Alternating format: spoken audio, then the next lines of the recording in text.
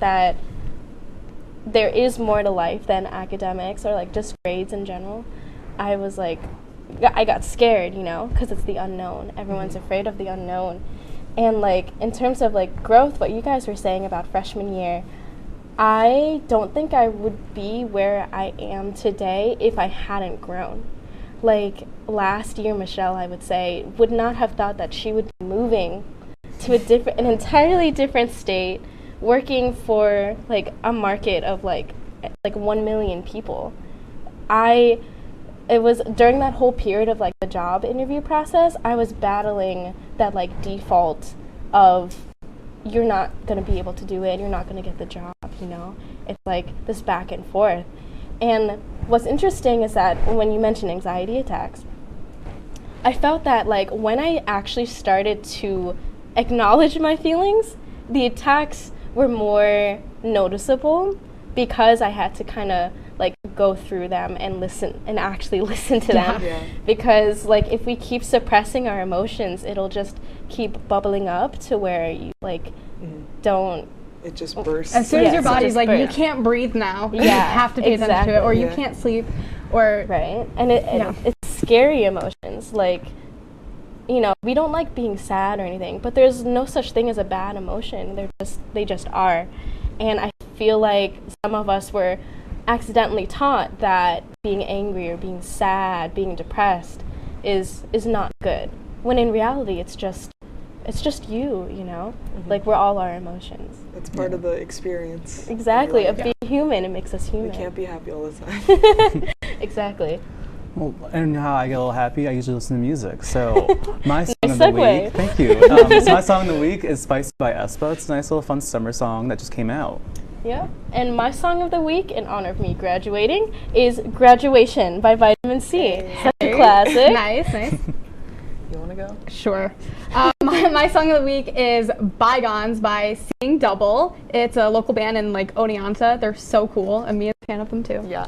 And my song of the week is called Glue Song by Biabadoobie and Claro. Well, coming up, we have a special video for you that will turn up the heat. Stay tuned. I know kids worry about a lot of things. Getting enough food to eat shouldn't be one of them. Through a nationwide network of food banks, Feeding America serves virtually every community in the United States. See how you can help your community. Visit feedingamerica.org. Yes.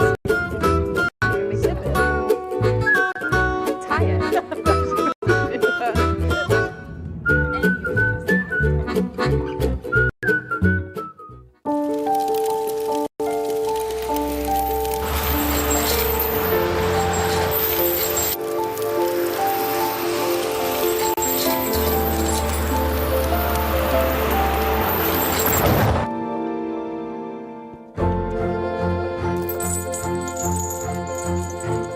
Did you know dragging chains can spark a wildfire? Only you can prevent wildfires.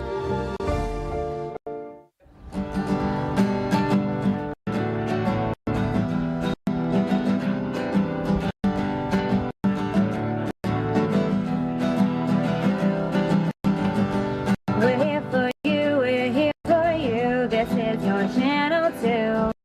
With sports and news and what to do, we're here for you.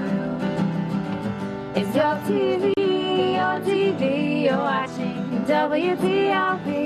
Your TV, thanks for watching WTOP.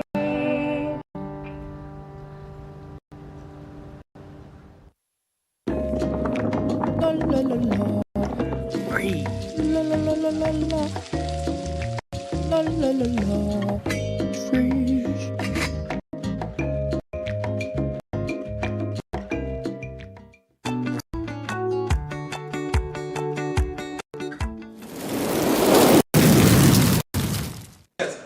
Welcome to our spicy ramen challenge. Today we're joined by two guests from our crew. So why don't you guys introduce yourselves? My name is Michael Griswold. I'm currently the Vice President of Productions, going to be the General Manager at WTOP, so I'm very excited for that. Yeah. On the crew, I'm the graphics operator. I love it. One of my favorite shows to work on, every other Thursday. So shout out to you guys. But yeah, I'd say an instant food. I use this. I don't know if you've heard of this pasta-roni. It's called. Any of the Ronies, like No. So like it's just like everything comes in one box and it's like $1. You just put it all into a little bowl and cook it up, and takes like 5 minutes. Yeah. That's good for quick. Incredible. Yeah. I'm Garrett. I am currently the original productions director and going to be take over Riz's old position, vice president of productions. On the show, I am TD. I love working your show just because you guys have that bundle of energy, all that positive vibes. So it's definitely great being here every other Thursday. Favorite food, like college food, it's gotta be at the dining hall. They have these chocolate chip pancakes. They have it every other week or so, but every time in the morning when I look at the dining hall calendar, I'm like, they have pancakes in the morning. I feel good in the morning. Yeah, for me, back when I used to go to the dining hall, I enjoyed getting their cauliflower pizza. Like usually I'm not super healthy, this pizza. But their cauliflower pizza, it slaps. That's all I gotta say. It's so good. So today what we're gonna be doing is we're gonna be trying 4 different rounds. Sadly my other half, Nick could not be here due to some reasons. But we'll be doing this in her spirit, so let's go. That's right. So yeah, we have 4 different ones. These are all kind of Korean ramen, and we'll just kind of go through all of them, and I will, before each of them, you'll get a little shot of it, and I'm just gonna try it and give you guys a little ramen facts. So stay tuned.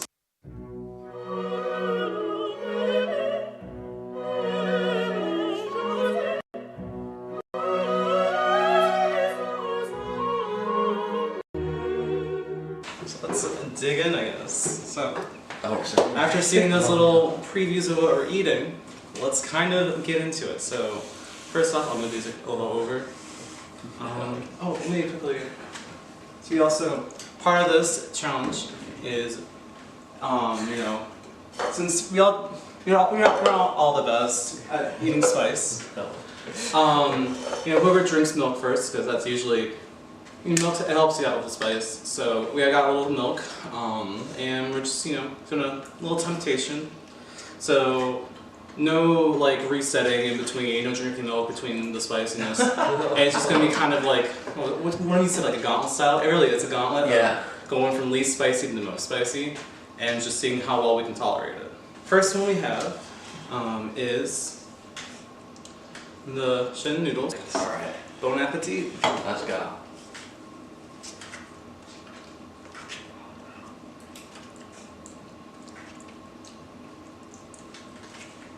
Ooh, that definitely has a little bit of a kick.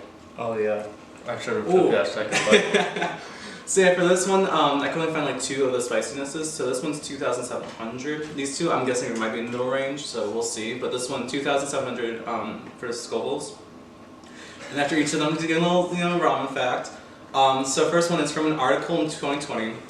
Sorry. Yeah, it's getting to me. It really is. Apparently, approximately 103 billion servings of instant noodles are eaten every year, and I believe the most is in China. So that's really, I find it fascinating about how just popular instant noodles are, considering how recent they were invented. Grizzy, okay with it? Yeah. Another one. So this one is the Nongshim bowl noodles, and these are spicy and hot flavor, I believe, or something like that. Well, let's see how this one compares. Oh, so second one, the sweet and spicy, something spicy, I don't remember.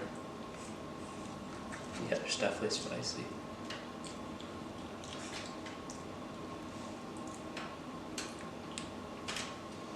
Honestly, this one should have been the first one. Yeah, it hasn't hit me yet. I don't know if it's going to. Definitely got a little bit of a kick afterwards. That might still just be from the first one, honestly. Yeah, I can't tell. Yeah, this one's kind of fine. This one's good. I would actually make this and eat this. So this third one's the kimchi flavor.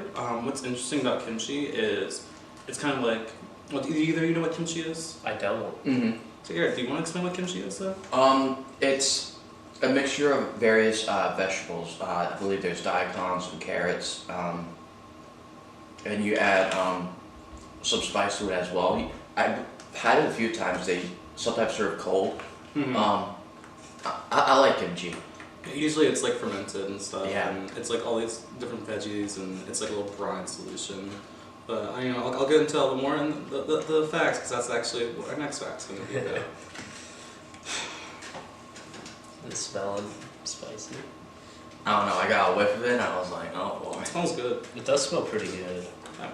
Well, third one, spicy kimchi.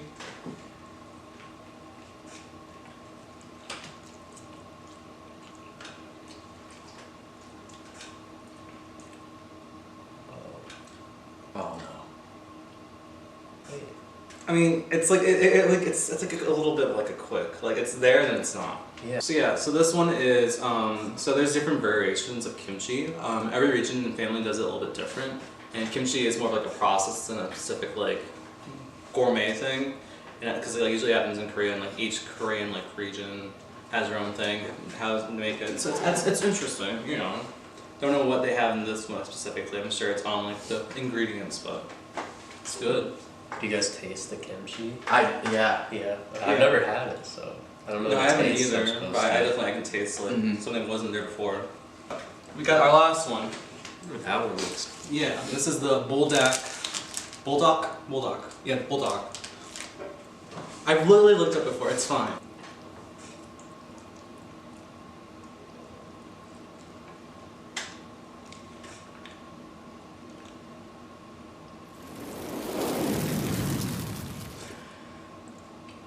Oh. Right down the throat. Yeah. Just like, Oh. Yeah, that went to the throat. Oh, the fumes. Ooh. You guys good? Yeah. Go back. Oh gosh. Ooh. Okay, I'm gonna drink. I'm gonna lose. I need milk. I don't know why. I kind of slid. I'm kind of chilling right now. You're chilling? Not Yeah. really, but a little. On that note, I just want to thank you guys for coming and being tortured with me today. And yeah, just see you guys back at the studio when we do our next little segment. Woo.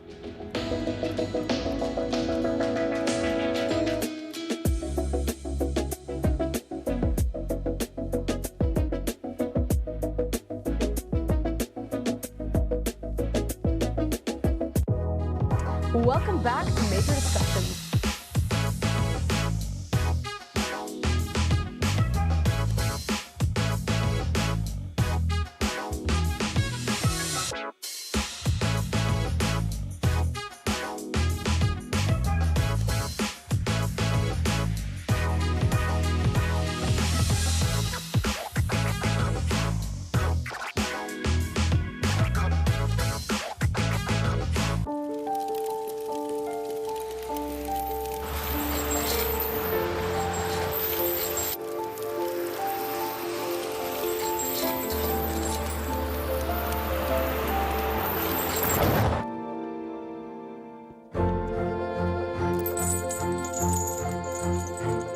Did you know dragging chains can spark a wildfire?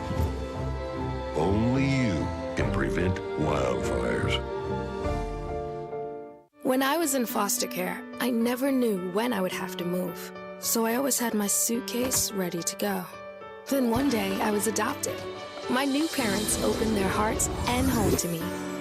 My parents cook my favorite breakfast for me every morning. My parents take me on trips I never thought I would go on.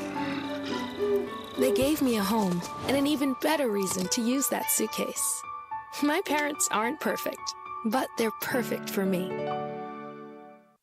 Hey there, I'm Al Roker, class of 76. Yes, way back in 76. Back when the earth was cooling. You're watching WTOP.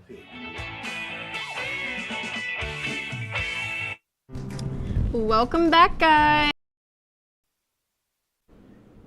Tonight on WTOP-10 Nightly News, Central New York's largest form of public transportation is receiving a modern-day upgrade. And how recent graduates can help Oswego get a $40,000 donation. Plus, who are the two candidates vying for the SA presidency? WTOP-10 Nightly News starts now.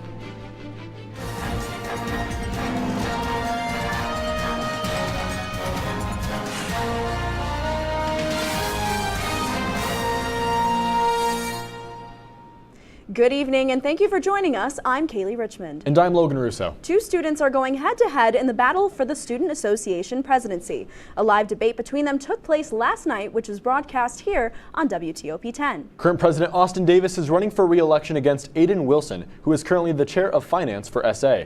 Davis says he wants to strengthen relationships between organizations and SA while integrating, quote, student voting and civic engagement into campus culture. Wilson says he is more focused on advocating for on-campus amenities that, quote, cater to students' well-being, end quote. The vice presidency is also up for election with two candidates running. Voting is available to students along with approval of the student activity fee on Laker Life this Thursday and Friday. SUNY Oswego alumni who have graduated within the last decade are getting into the game by supporting SUNY Oswego's March Matchness. If 200 alumni make a donation during the month of March, 1989 alumnus Brad Bernstein and his wife Liz will donate $40,000 to SUNY Oswego. To make a donation, visit the March Matchness website through the Oswego alumni website. Central New York's largest form of public transportation is beginning to receive a modern-day upgrade. Our Jason Samsel is here in the studio for more on this story. Jason? Thank you, Logan. A new service from Centro named Move has begun beta testing today throughout the streets of Rome. Move is Centro's ride-sharing app that connects commuters with similar travel routes. It's like a carpooling, but with a modern-day twist. While resembling a taxi service, Move comes at a fraction of the cost, however. In a statement, Stephen Kogel, the Vice President of Communications for Centro, warned that users should be prepared for potential wait times during peak hours. Pricing at the moment ranges from $1 to $4 depending on your destination. Payment can be made via the app or with cash upon boarding.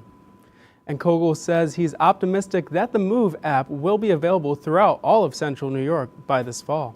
I'm Jason Samsel at the studio. Back to you guys at the desk. Thank you, Jason. That seems like an interesting rideshare app. I know, I'm very interested in that. Can't wait to see what unfolds. Absolutely. Well, the shores of Lake Ontario were crowded today thanks to these unseasonably warm temperatures we're having. Let's take a first look at your forecast with Storm Team 10 meteorologist David Rienzo. Thanks. You know, today we had some absolutely gorgeous weather, sunny skies, incredibly high temperatures. We had some high temperatures set all across New York State. I'll get into more in my full forecast. We can expect some more nice weather tomorrow, not as nice as it was today, as we'll see some cooler temperatures and stronger winds tomorrow. However, that is going to come to an end after this cold front moves through. We're expecting it later in the week. For this weekend, we can also see some very strong winds, which is going to make traveling back home for break a little bit more difficult. I'll have more on your travel forecast in my full forecast, but first, back to the break. Thank you. With the theme of Good Sportsmanship Goes Beyond Sports, the 16th Annual Sportsmanship Day Symposium will take place this Thursday. This multidisciplinary event will feature multiple presentations focusing on topics like steroids in baseball, trans and intersex athletes, and Russian athletes in the Paris Olympics. Sociology professor Tim Delaney, who founded the conference, continues to organize the schedule with a variety of topics. Multiple speakers will present at the symposium from 2:20 to 5:15 in 104 Lanigan Hall. Micron Technology is all in as their senior manager for external affairs, Joe Nime, was the keynote speaker at the Greater Oswego-Fulton Chamber of Commerce's annual meeting.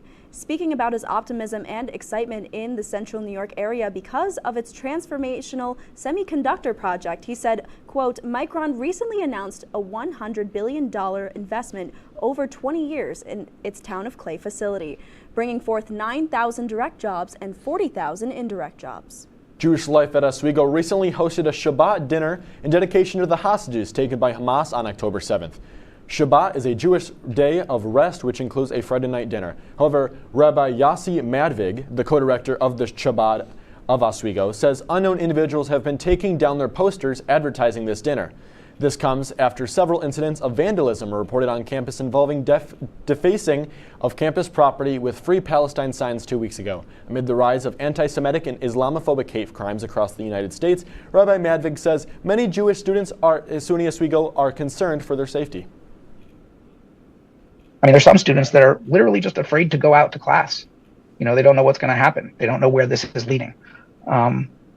And if they were a little more vocal about exactly what their intentions are, what their position really is, other than just sort of this slogan, I think that would be helpful.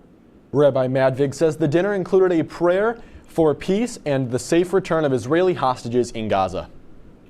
Well, still ahead tonight, with next week being spring break, we are taking a look at the unique ways some SUNY Oswego students are spending theirs. Plus, the Supreme Court's most recent ruling. Stay tuned to hear about how their decision affects the upcoming 2024 election.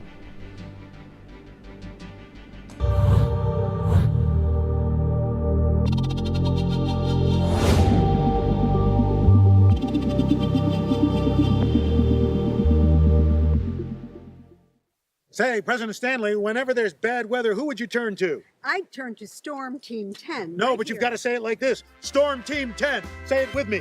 Storm Team 10.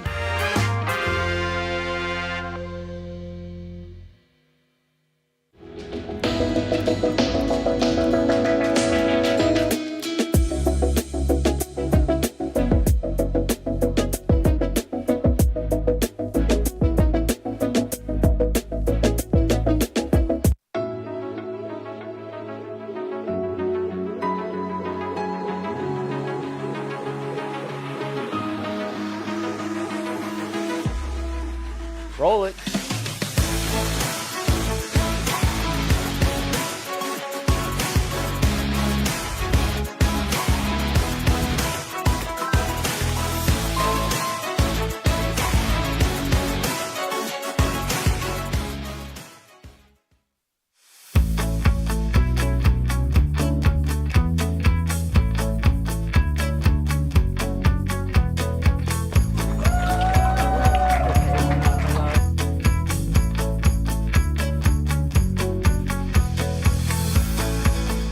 Jill told me it was Kitty from Glee. Yeah, what is it? Al Roker.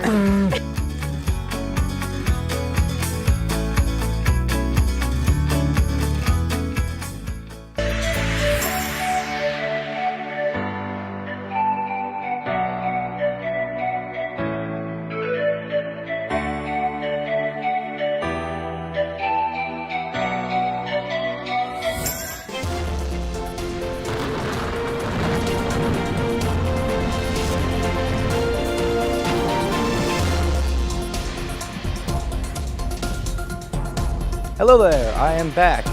This is a photo that the National Weather Service out at Buffalo posted. You'll notice the record-ized temperatures set in Buffalo, Syracuse, and in Watertown. A new record of 72 out in Buffalo, 72 in Syracuse. Really all around, even here in Oswego, I'm sure everyone enjoyed the nice warm temperatures. We reached up to 70 degrees, which is a new record high for March 4th. The last previous record was in 56.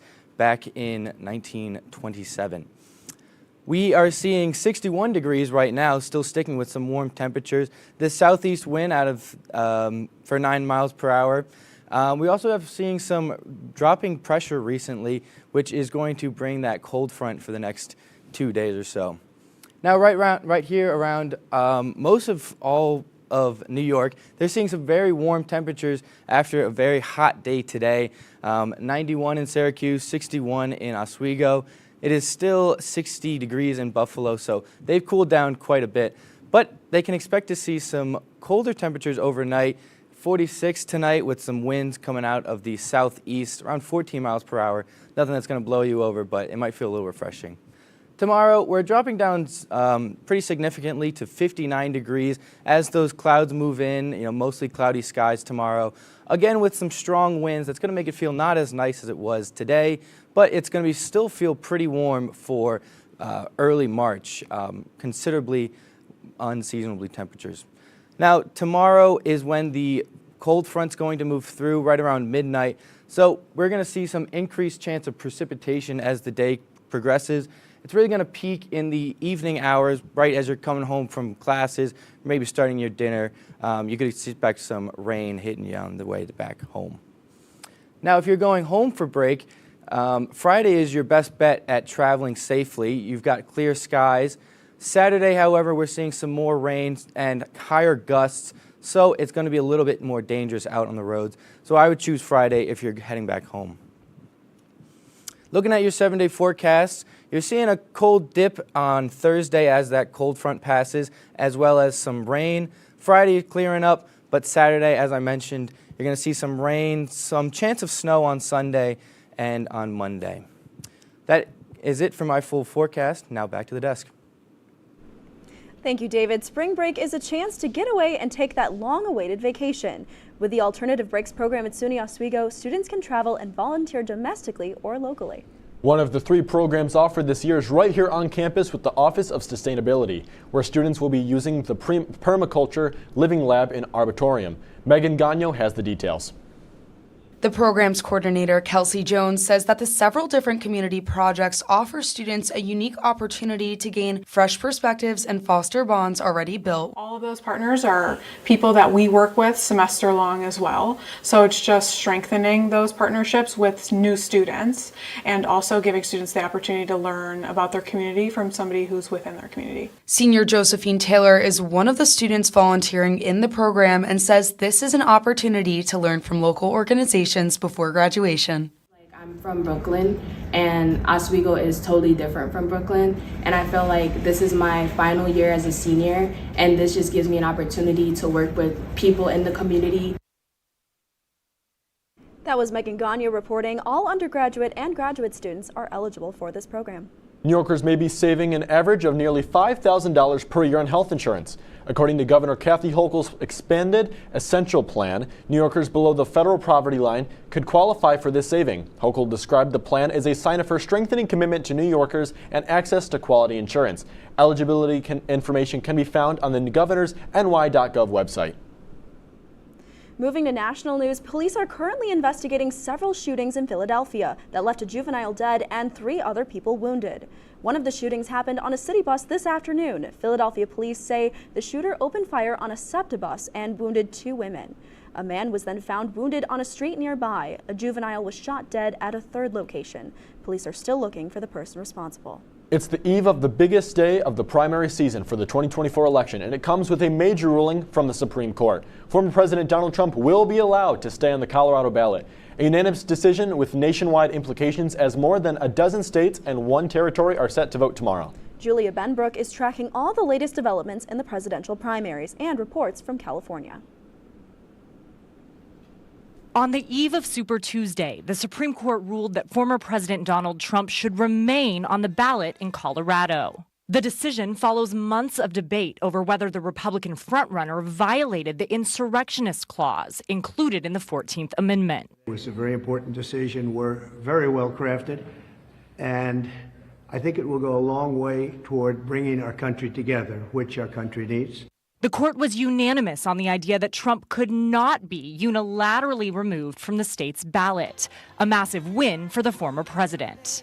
The decision comes as his last major primary opponent, Nikki Haley, who vowed to stay in the race at least through Super Tuesday, faces a make-or-break moment. We do have a country to save. So this is where you get to work. We need to make sure we go out in force on Tuesday. Haley secured her first primary win this week in Washington, D.C., but some GOP strategists say Tuesday's race could be the final contest in her 2024 run. There's just no path forward for Nikki Haley. She's a former governor. She had foreign policy chops. She had all of the resume and the presentation that should have done well, but she didn't. More than 1/3 of the total delegates in both the Democratic and Republican presidential primaries are up for grabs on Tuesday. Reporting in Los Angeles, I'm Julia Benbrook. Moving on, South Korea and the United States start their annual Freedom Shield military drills today to bolster readiness against North Korea. According to the United States Forces, Korea and South Korea's defense ministry, exercises will focus on deterring North Korea's nuclear threat, says Seoul's Joint Chief of Staff spokesman Lee Jung-sun. North Korea has previously condemned U.S. and South Korea joint military exercises, but has not made any official comments or response to the current exercises. Today, France becomes the first country to make abortion access enshrined in the country's constitution. Celebrations were seen in the heart of Paris at the Trocadero, where people watched the vote on giant screens. It was the culmination of an effort that began in direct response to the U.S. Supreme Court's decision to overturn Roe v. Wade. President Emmanuel Macron called the vote a, quote, French pride and universal message. When WTOP-10 nightly news continues, birth control is becoming more accessible in the U.S. And stay tuned to learn some tips and tricks to make the most of the upcoming 2024 eclipse.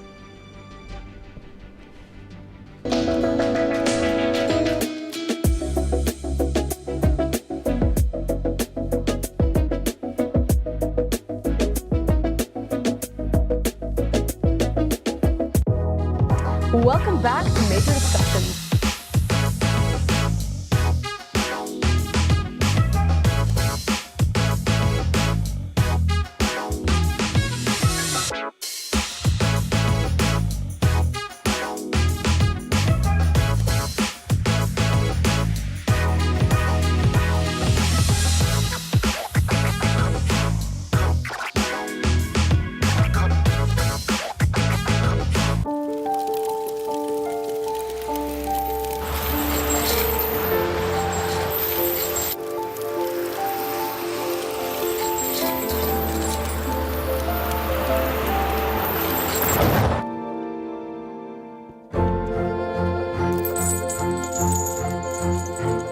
Did you know dragging chains can spark a wildfire?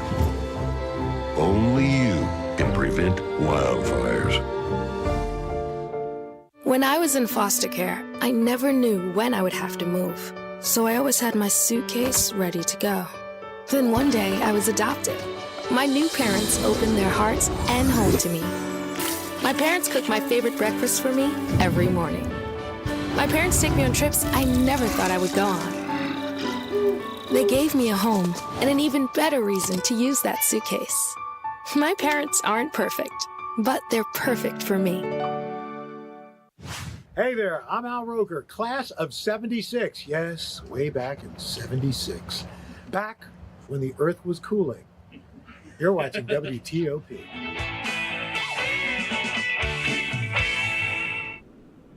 In consumer news, the first over-the-counter birth control pill will be available for purchase in the U.S. this month.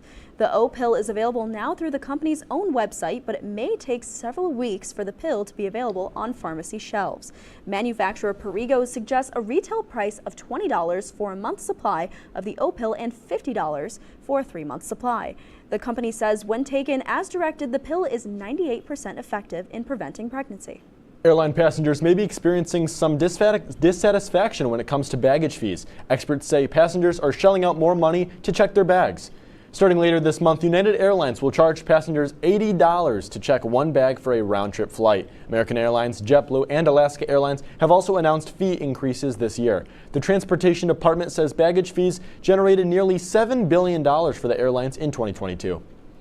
As the 2024 April 8th solar eclipse nears, Oswego is preparing for events and celebration as the city is in the path of totality. But if you plan to view the eclipse from one of the other 14 U.S. states in its path, Jen Sullivan has some advice on how to plan ahead to ensure that you get a spot in the moon's shadow.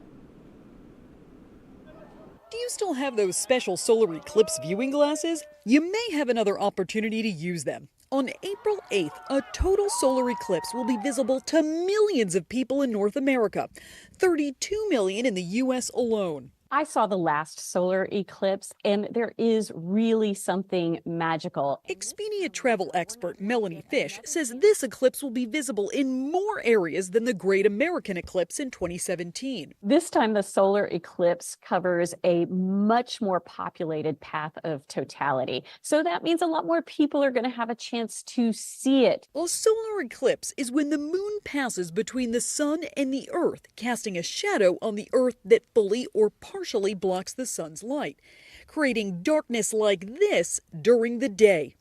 Mexico's Pacific coast will experience the total eclipse first. Then the path enters the U.S. and goes up to Newfoundland, Canada.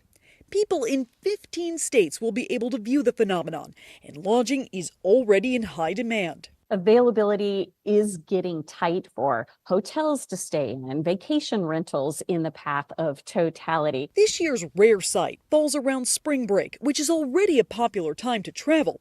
So book accommodations, flights, and car rentals now. For those who have the week off, Fish suggests planning an entire trip around the solar eclipse. So pick a place where there are other things to see and do. Most importantly, plan ahead. Don't just wing it and hit the road and say, I'm going to drive to wherever the eclipse is. For Consumer Watch, I'm Jen Sullivan. And no matter how you're experiencing the eclipse, SUNY Oswego's news outlet, Oswego Now, has you covered with their 2024 Eclipse Special. Coming up in sports, Lucas McGarry is here in the studio. Lucas, can you give us a quick preview? Thanks, guys. The Oswego men's basketball team couldn't finish the job this weekend. Grigas and Goss make nationals, and devastating news for the New York Knicks. All this and more on WTOP-10.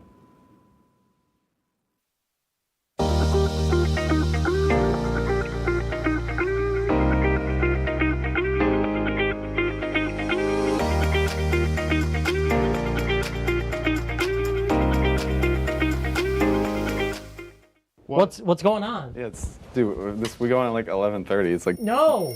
What do you mean no? It's 10:30.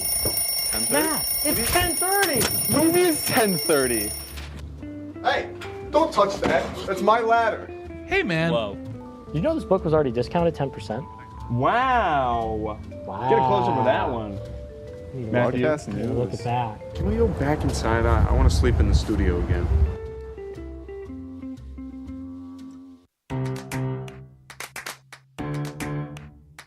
We'll deep dive into our feelings in our Real Talk segment. Stay tuned because it's about to get real.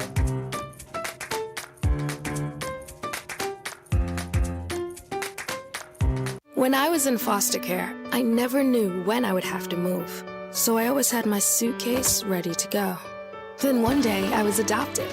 My new parents opened their hearts and home to me. My parents cook my favorite breakfast for me every morning. My parents take me on trips I never thought I would go on. They gave me a home and an even better reason to use that suitcase. My parents aren't perfect, but they're perfect for me. Welcome back to Major Discussions.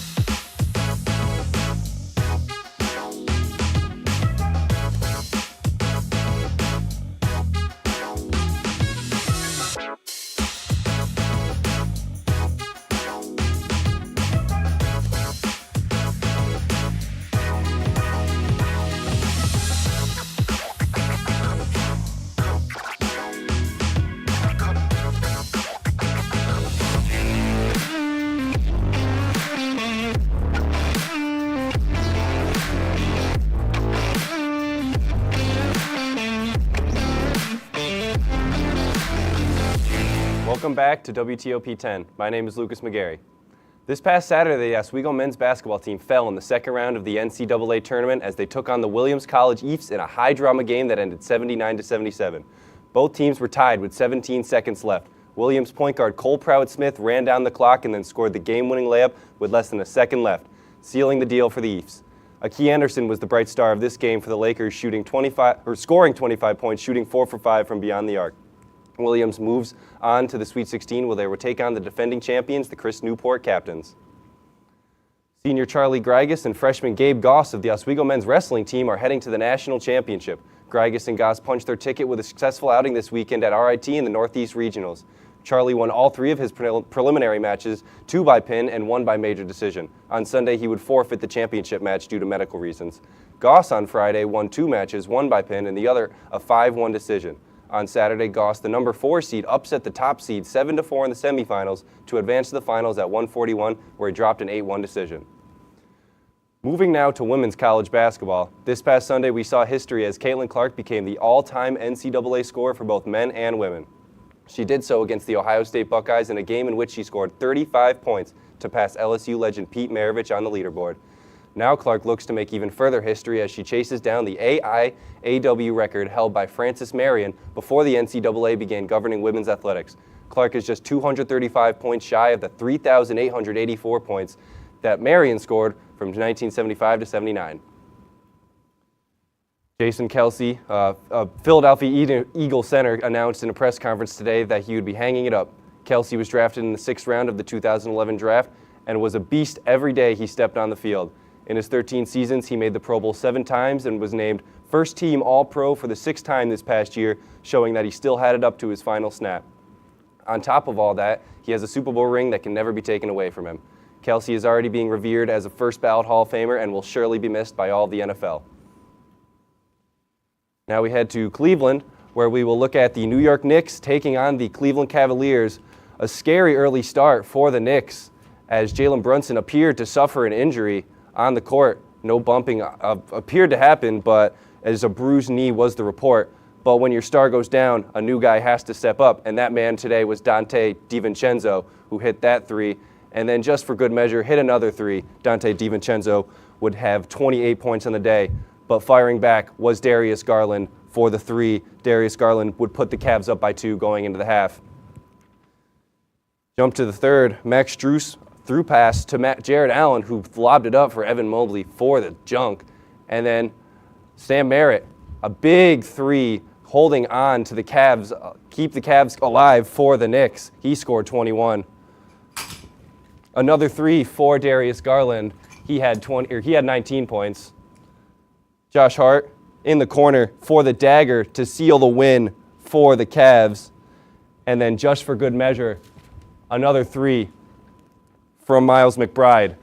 The Cavs would win 107-98.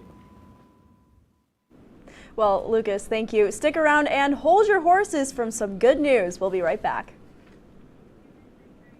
I know kids worry about a lot of things. Getting enough food to eat shouldn't be one of them. Through a nationwide network of food banks, Feeding America serves virtually every community in the United States.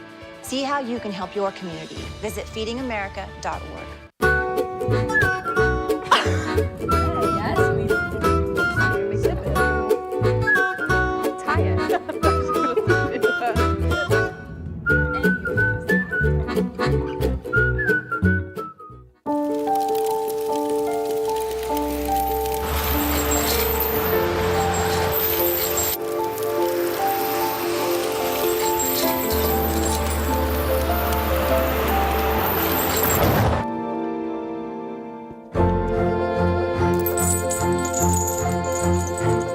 Did you know dragging chains can spark a wildfire? Only you can prevent wildfires.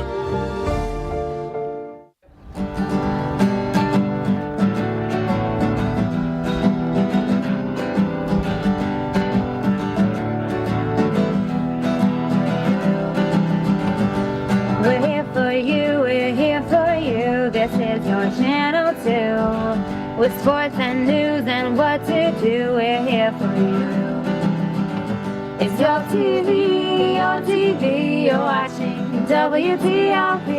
Your TV, thanks for watching WTOP.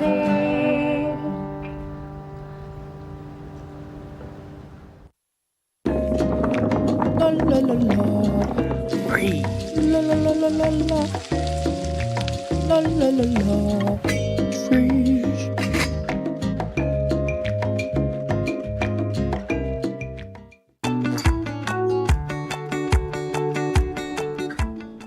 This weekend, drivers on the I-90 in Cleveland, Ohio had to deal with some unruly Mustangs making their way through the traffic. And we're not talking about the Ford sports car. That's right, Logan. A pair of horses escaped police stables in downtown Cleveland, deciding to go for a morning trot after staying away from their mounted officers. The pair was eventually captured after crossing the I-90 in Cleveland and making their way into a grassy area. Yet their little getaway is still stealing headlines. Well, that's not something you see every day in Oswego, New York. So no. That's very interesting to see. Now, David, are there any final weather updates before we sign off tonight? Well, we've got another nice day tomorrow, so maybe you could bust out your shorts one more time. But make sure you have your umbrella ready for some rain, possibly on Wednesday. Oh, thank you. Awesome. Any sports that we should be looking at? Any games? Spring sports are starting. We have baseball, we have softball, men's and women's lacrosse, we have track and field. There's so much stuff going on in the spring. Just because winter is over, hockey, basketball all over, but that doesn't mean Oswego sports are done. You have so much that you can watch. Absolutely. A lot to look forward to. Now, spring break is coming up next weekend. Anyone going away? I'm not. No, I'm staying home. Going to Burlington. You're going to Burlington. Whoa. Wow. You're going up north. Yes. Wow. Further north. I was going to say, for spring break, we're going to not go south, we're going to go even more north. That's right. That's right. Well, that's all for our report tonight. I appreciate that. Be sure to stay tuned for our Perspective Entertainment. Thank you for watching. Have a great night, everyone. Happy birthday, Brooke.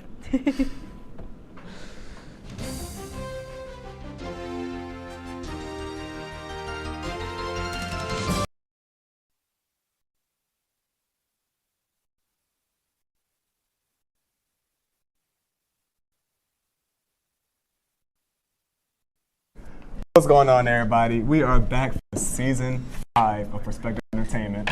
If you didn't know, I'm Paris, and this is my co-host, Arlette. Hi, like he said, we are back for another season and our first show of the semester. And today we have a lot of guests, and we're coming with a banger. We're going to start with our first guest today. We have Lisa, if you want to come in for us. Hi, Lisa. Hi, how are you? Talk your stuff. Hi, guys. My name is Lisa. I sell, my business is Lisa's Kitchen. I sell plates every single Sunday right in Hart Hall. So, yeah, tune in. Nice. Our next guest will be my boy, Antoine. Let's give it up for my boy, Antoine.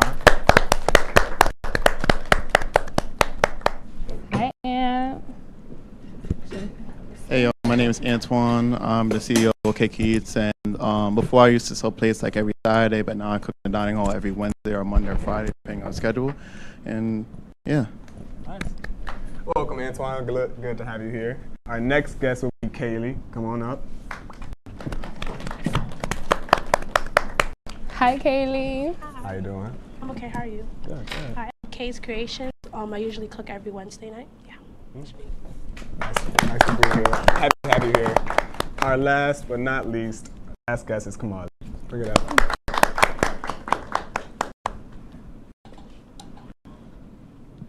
Hey y'all, my name is Kamali.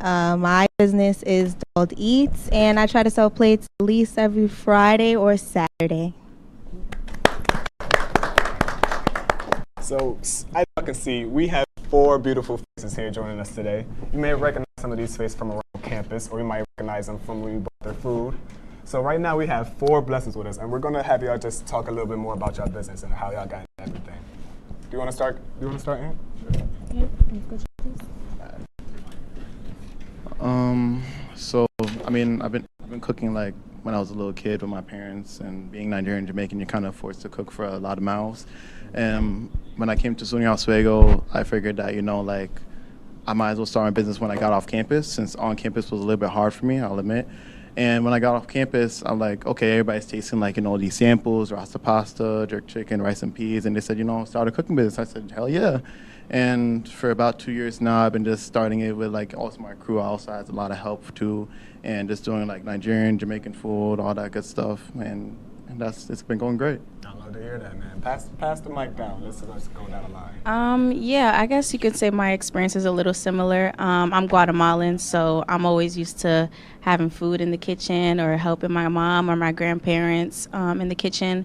And so, yeah, when I came here, I was just casually cooking for my friends. This video and is a banger. I didn't mean to cut you off. Thank you. Yeah, so I was just casually cooking for my friends, and I always got good feedback like, Lisa, your food is good. And I was like, you know what? Let's just make a business out of it. And plus, you know, there's not that many food options, especially up here. So it was just a great business, and it's also something that I love to do. I love the merch too. Thank Yeah, the you. merch is tough. Yeah, the merch. You might have to zoom in on the hoodie or something. Thank you. The hoodie is tough. All right, let's bring it down, man. Kamali, you're next. Or, I'm sorry. Yeah, we'll just go with Kamali. I didn't mean to say that. All right. I actually started selling food my sophomore year of college in Hart Hall. And I did it once, and pretty much I got like 4 orders. I was so disappointed. And after I sold those 4 orders, I'm telling you, like, people came banging on my door asking for plates. And I made about like $200 that day, and I was like, yeah, like, you gotta do this. But it was the end of the semester, so it wasn't really much room to do it. And I'm like, all right, I'm a senior now. I've been scared to take this on for a minute. Let me just kind of make my last, you know, like leave my mark kind of thing. Last but not least. Hi. I've been cooking since I've been like 6 with my mom and my dad in the kitchen. Put it a little bit closer to I'm the sorry. face. And stuff. So it's like, for me, cooking is like really my passion, but I never took it seriously to like sell until today. Well, not today, until this year I got here, because my mom said that if I have a passion, to exploit it and use it to the best of my ability. So I just try to like express like all of my emotions or everything I'm feeling in my cooking, so that everybody else can like get it too. If that makes sense. That does make sense to Yes, me. it does. Honestly, the videos that we've seen when you all were just talking just now, it looked amazing. So I can't wait to get to that point. But we're gonna have to wait just a little bit because we're about to go to break. So we'll see y'all soon.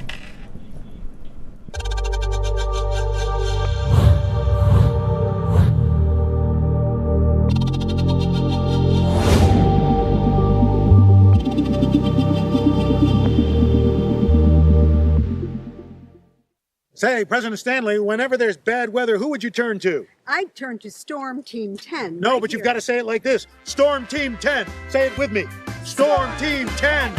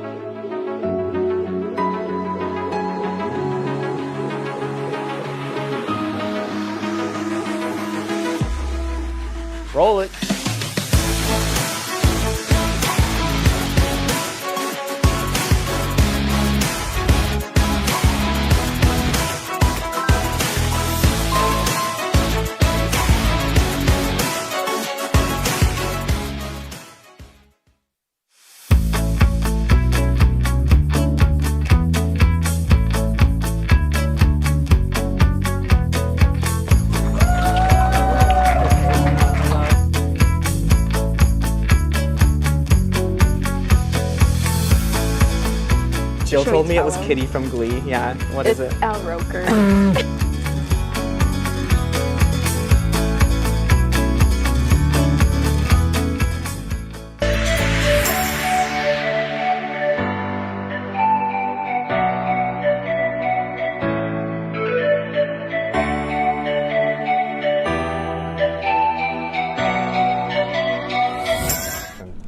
When we come back. Hey so. guys. That's it. All right. JK. Okay, anyways, so I wanted to ask you guys a few questions. You guys could popcorn around, but I wanted to ask you guys, where did you guys come up with your name? Like, I see Dolled Eats, I see K's Creations with like 3 S's. I see Okiki Eats. If I'm saying it incorrectly, please correct me. And Lisa's Kitchen. Where did you guys Who want to start? Yeah. Yeah. Like a little 2-second. Got you. So I mean, everybody always mentions my last name, OKK, and I feel like that's been something that's been since like high school. So I don't know. When I figured doing a business, I thought something catchy like OKK Eats, and that just rang, and just everybody knew it automatically. Yeah, I would say I didn't know if I wanted to have like my name in my as far as my brand, but I was like, like this is me. So Lisa's Kitchen, and my mom helped me come up with that as far as the logo, the name, everything. So yeah. Pass it down. As far as my name, usually my friends call me K, and I thought like the play K's Creations with a K would make sense, so I just put that because I like the play on it. So yeah. My name kind of came from my other business, so I do hair and makeup on campus as well, and that business name is Dolled by Ashira. So I kind of wanted people to see my food name and kind of see my hair name and know like that's her, So that's why I did that. I like that.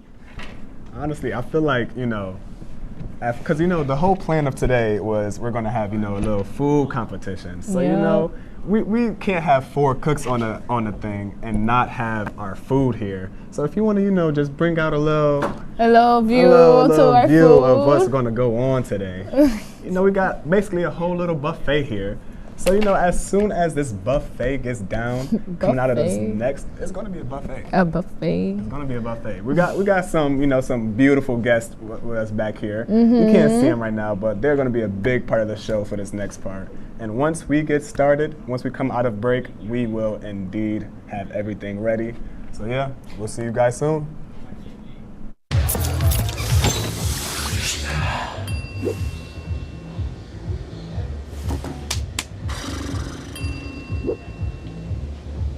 If you need to do something to feel okay to drive, you're not okay to drive.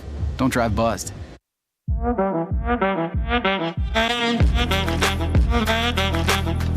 Shine on that boy. Look at the bling. Do we got a diamond tester on?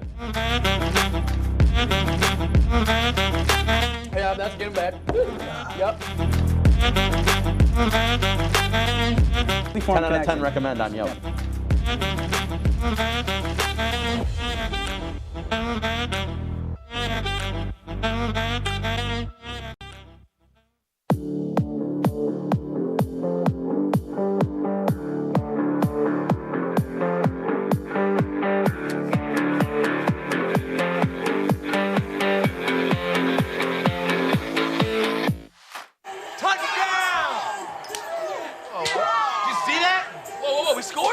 We're going to the playoffs. I can't believe I missed that. Every time I'm buzzed, I spend too much time on my phone. What? I should take your phone away. No. I'll call for a ride. Hey, why does my face look like that? I'm playing with these new face filters. Okay, you know what? Yep, that's mine. I'm gonna need that back. No. Kevin!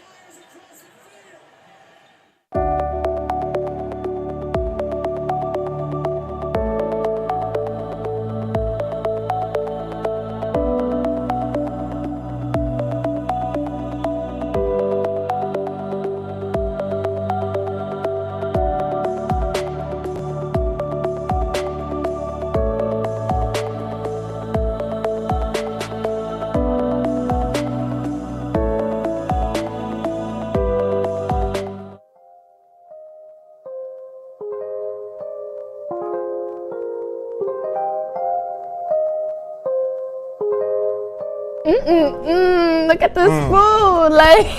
I feel like it's a little Thanksgiving action going on. What? I feel like it's a little Thanksgiving.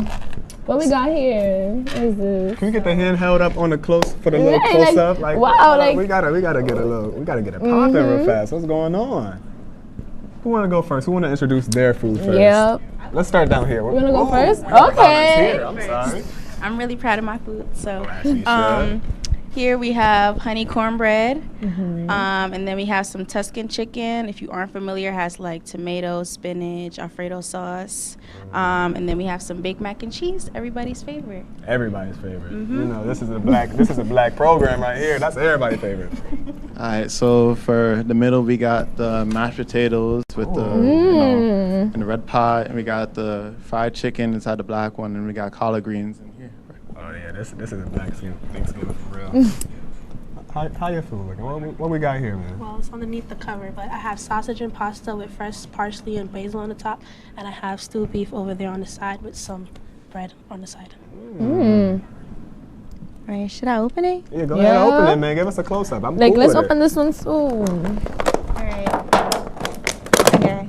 A lot of rustling going on, but it is what it is. So I have some yellow rice and beans, broccoli, baked macaroni and cheese, and barbecue chicken. So what? Can I get a price check on these real fast? Like, how much would y'all usually charge people for these, these meals? For the chicken. Wait. For the chicken, mac and cheese with cornbread, I would say maybe like $16 for a full plate, and the plates are full, so I think. You don't be rationing, do you? No, definitely not. Definitely not. Thank you. I mean, normally I would add like rice on for that plate, but I would say like around 15 if, out of everything. We heavy-handed over here, so. I ain't gonna lie, Antoine. I heard you be rationing sometimes. What? I'm just saying, people be asking like, yo, where the rest of my food at? But we don't let that slide. My prices usually vary because I know a lot of people who buy my food don't eat meat.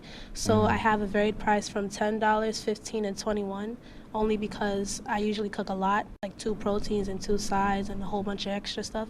So I give people the opportunity to pick what they want on their plate. Yeah, similar to Kaylee, my menu does vary as well, but for a plate like this, I'd probably charge 15, and it wouldn't be 2 pieces of chicken, it would probably be 5, just to, get what you pay for, Yeah. Get what you pay for. I love it here. I love it here. Like, this is why I come to Oswego, man, for stuff like this. So basically, as I kind of hinted at before, we have our beautiful guests as our taste judges. Say hi, Give it up. Woo! Give it up.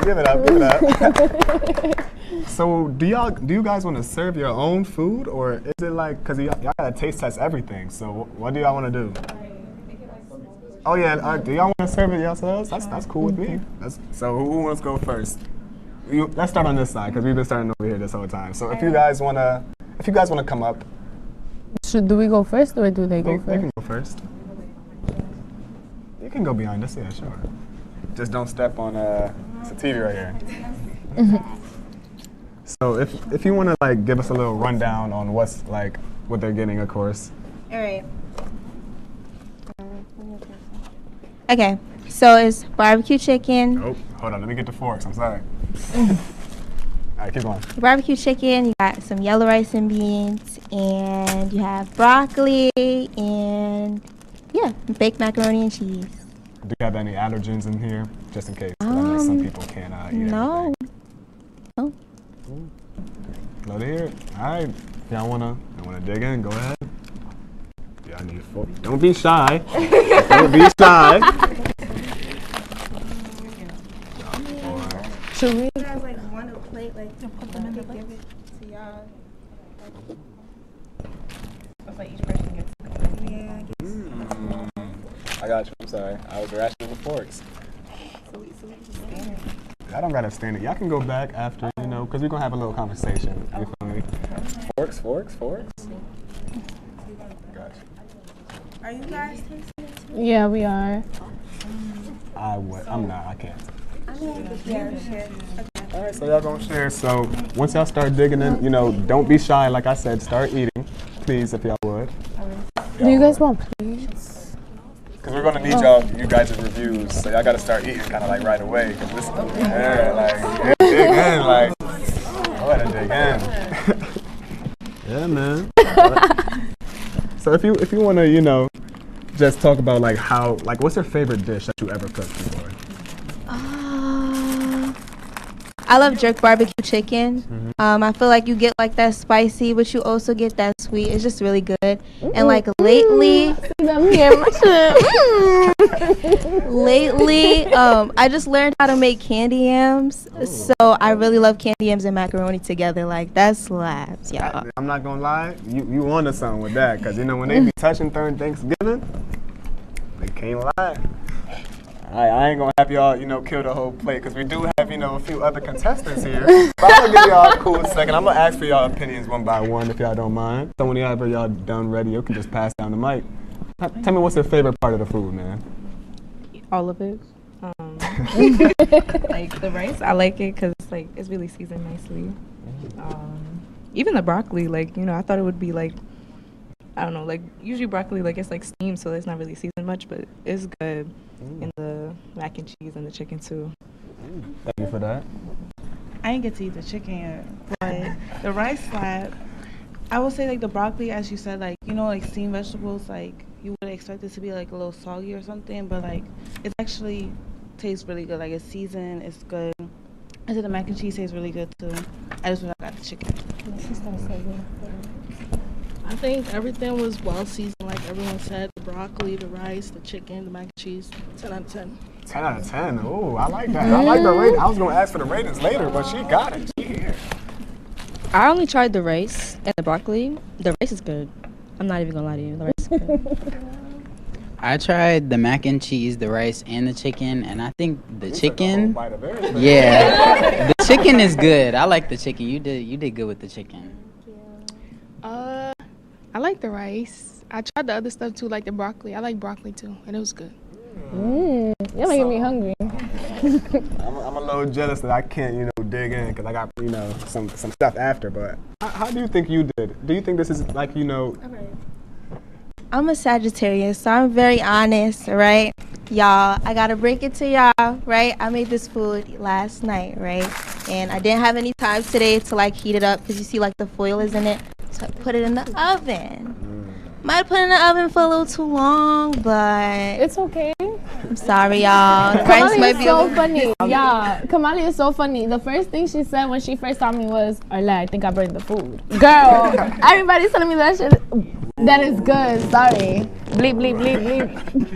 All right, who's next, man? Who wants to serve their food? Oh, I did say we're gonna start down here, so let's get it popping. If y'all mind, what do you want to do with the plates? Do you want them? Paris, you don't want to try any stuff, rice? I want to try the rice. If y'all wanna, yeah, we can put it back on the thing if y'all will. All right, so you can explain your dish again. Hold your plate. I got it. Okay, so I made sausage and pasta. One of the pans has turkey sausage. I know some people don't eat pork. And then I made beef. And then I made some bread on the side, so you guys can help yourselves. Let's get these plates going, bro, because we gotta keep the good vibe. You guys can start serving your food, so when it goes around. All right, let's plate. Is there any allergens in here either? Parents, let them serve it so they could pass it to the back, because they can't lean into the table. Do we have the serving spoon? Anything? Nope. Am I blind? They're in the Walmart bag. Oh, they're in the Walmart bag. Can we get appreciate you, my boy. I feel like this is a whole family Thanksgiving. Everybody saying hi to the camera.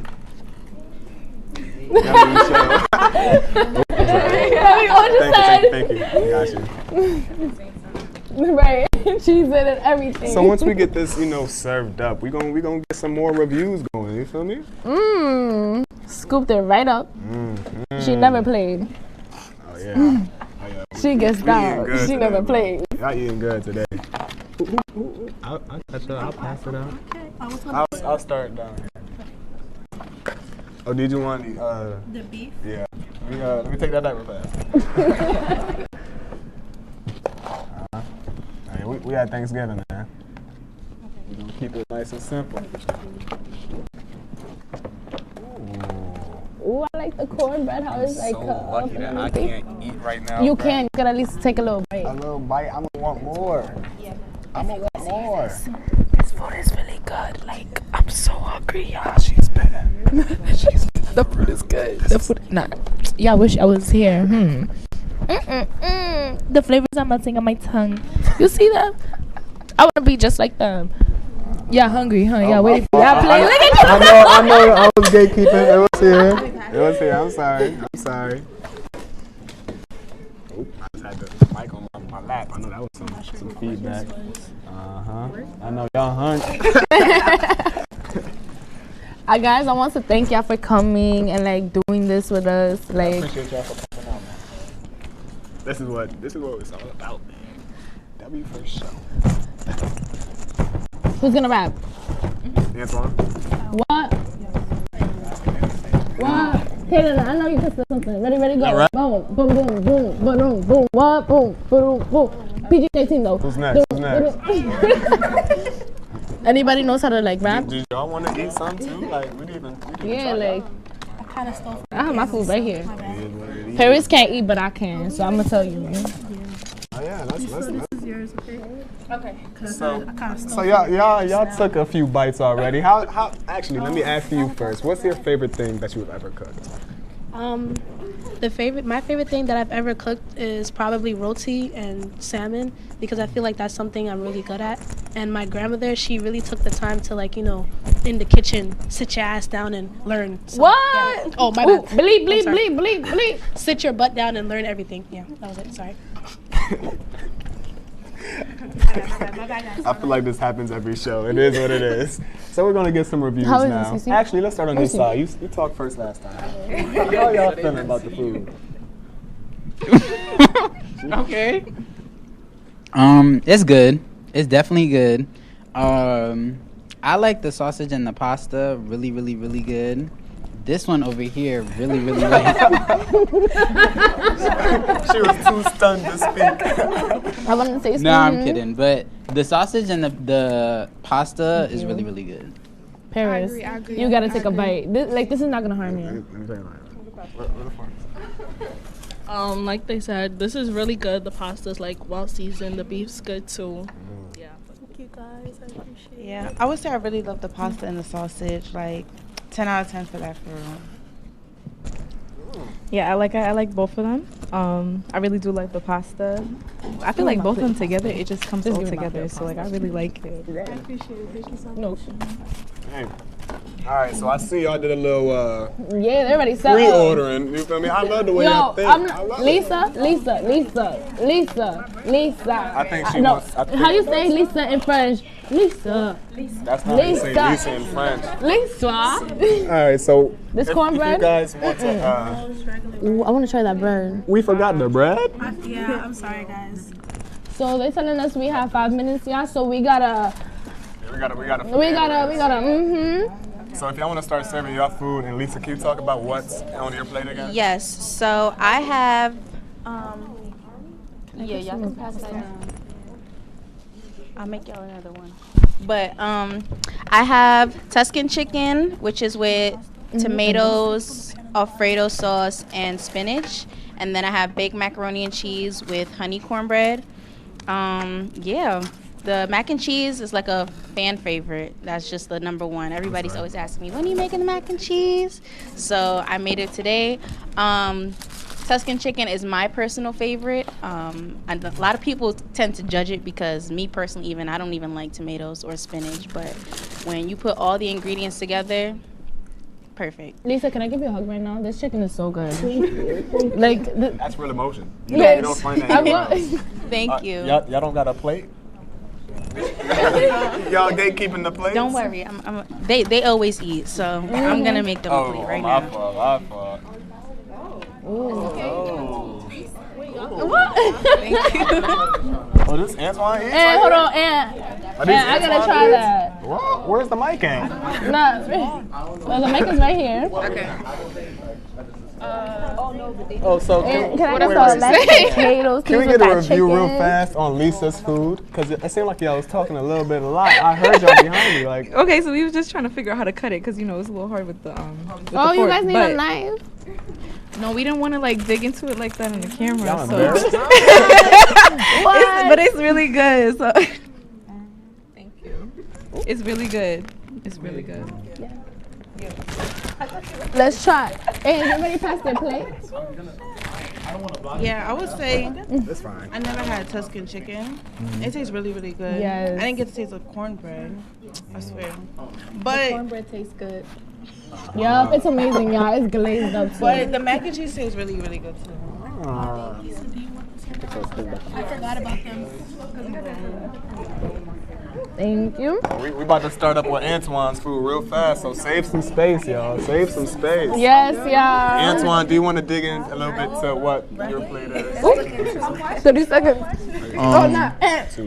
Nah, keep going, keep going. So my plate is just something simple, just collard greens, mashed potatoes, and fried chicken. Kind of like a little Thanksgiving vibe. I mean, it's already Thanksgiving on the table, so. These mashed potatoes busted. So that's really it. Wait, hear me out, y'all. Listen, right? The mashed potatoes with this. Wait, what was the name? Chicken? Yes. What? Make another plate. Sauced up. Can I get a chicken? Can I get a plate? I'm sorry. It's okay, and Forget the camera. It's okay. come on, Lee. Guys, I'm gonna look. What? I would be so happy. Man. This is a great Thanksgiving dinner. Like, this is great. No, that This is chicken great. is really, really good. This is great. Everybody looks happy. I am happy. I'm the hungry, happiest person. Yeah, you know. Yo, can somebody shake hips? Yeah, I know how to shake hips. I know you know how to shake hips, Gina. No, nobody. Yeah, we can't shake. We gonna Yeah, I get a can. cramp. Well, I'm hungry. This food is good. Like good. Like I advise you to go and get your plates from OKK Eats, Lisa's Kitchen, Dodd Eats, right? And Case Creations. Go So cop your now- food right now. We are running Advertisement. out of time, sadly, very sadly. So I just want to get everybody's final reaction on the food, just a number for overall the show experience out of 10. I'll give it a 10 out of 10, you know. Who don't love free food? And yeah. Y'all remember in like middle school when there would be like BMS, like broke my scale? I would say that out of 10. BMS? The food was good, the vibes were good. Yeah, it was good. Thank you. I rated a 10, and I would like to go home with a plate from everybody. Yeah. I'm sorry. Sadly, we cannot get the rest of everybody. I'ma just believe, because you know I've been hearing y'all. 10 out of 10.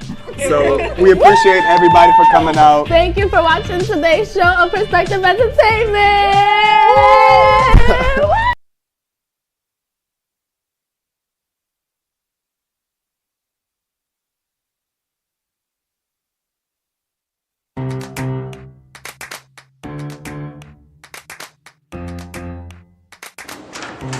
Hey, how are you?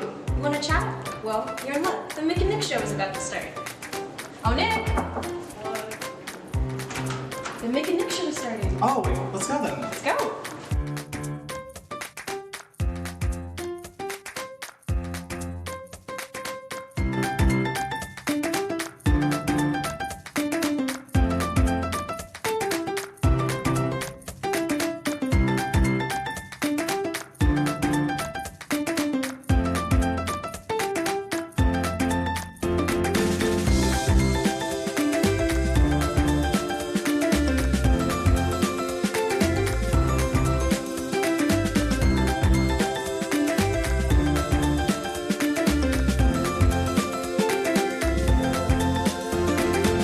Welcome to the Mick and Nick Show. It's great to have you join us.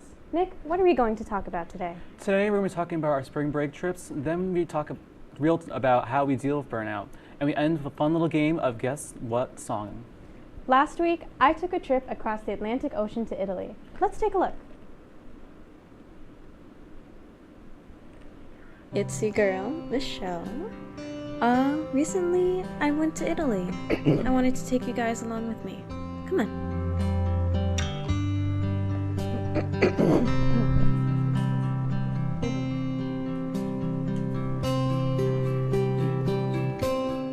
My first thought when landing in Rome was that it was much warmer than Oswego. After a short exploration of the hotel, I found a wonderful rooftop lounge and had a minute to bask in the sunlight. We then went to St. Peter's Basilica, where I got to revel in one of my favorite sculptures, La Pieta.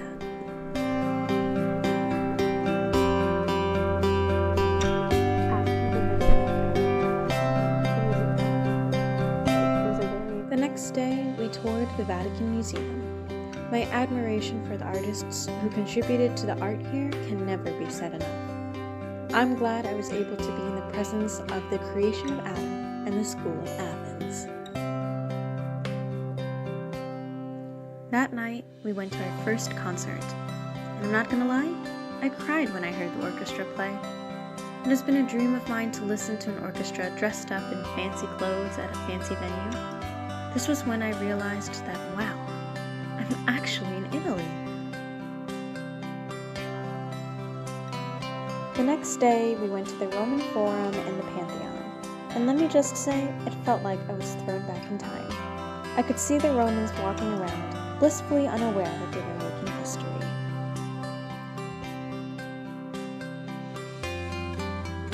On our last day in Rome, we went to the Galleria Borghese and the Colosseum. At the Colosseum, I could just hear the Roman crowds go wild.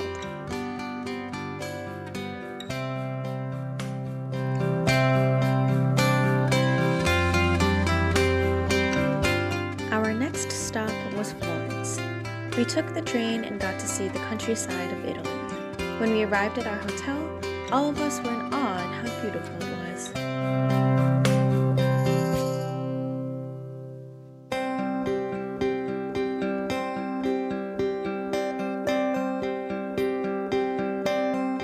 On our walk to the art gallery, we got to admire the Renaissance architecture.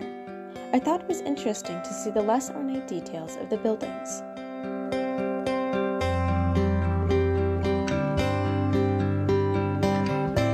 The art gallery we went to in Florence is called the Uffizi. This gallery was massive, and I wish I had time to look at everything. One of my favorite paintings is The Birth of Venus. I hope one day I can go back to each of these galleries and spend an entire day there learning about the art.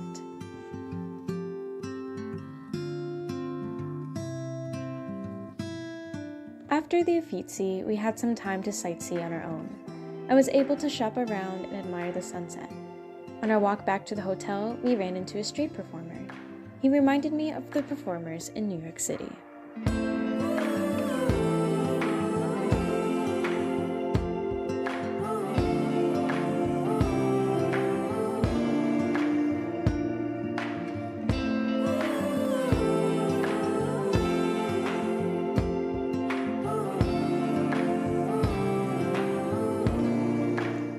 We ended our night with a concert showcasing Beethoven, Mendelssohn, and Brahms. The pianist was amazing with his fast fingers and technique. I thought the conductor was also amazing and that her movements reflected the sound of the piece. Before going to bed, I was able to have a quiet moment on the balcony.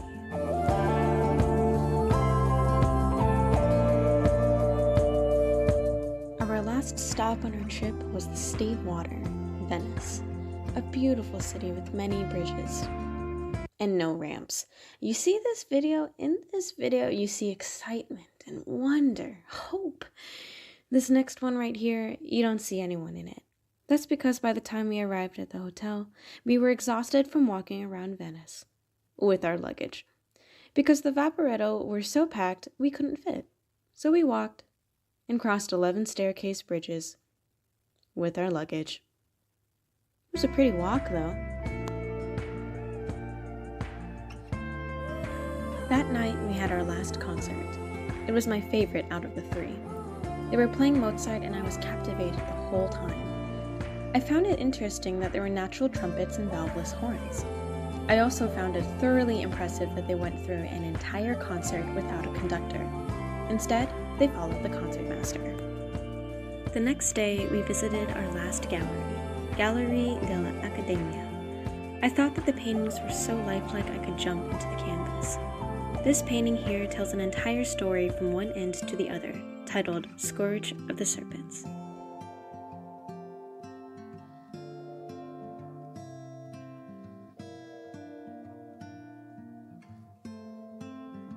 Our last visit was to St. Mark's Basilica. Everything shone gold, and I had the honor of watching the 24-hour clock strike noon.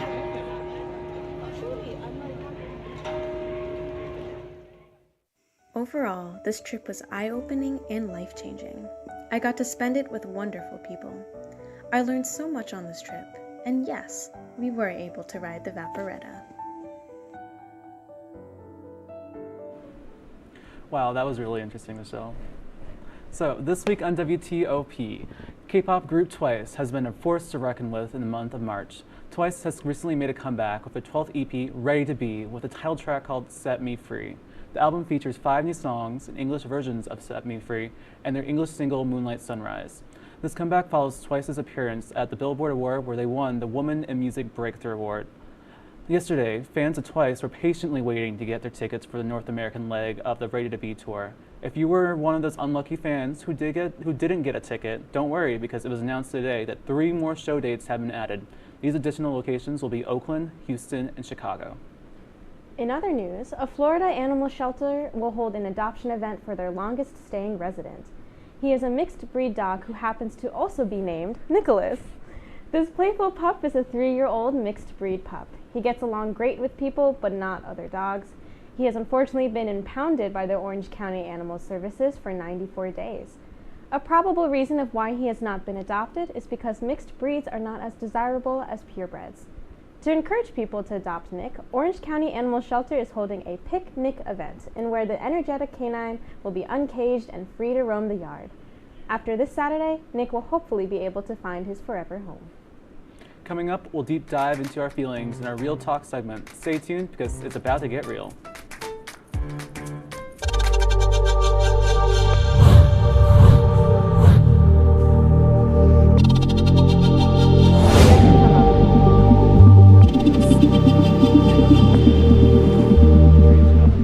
Awesome. Say, President Stanley, whenever there's bad weather, who would you turn to? I'd turn to Storm Team 10. No, right but you've here. got to say it like this. Storm Team 10. Say it with me. Storm Team 10.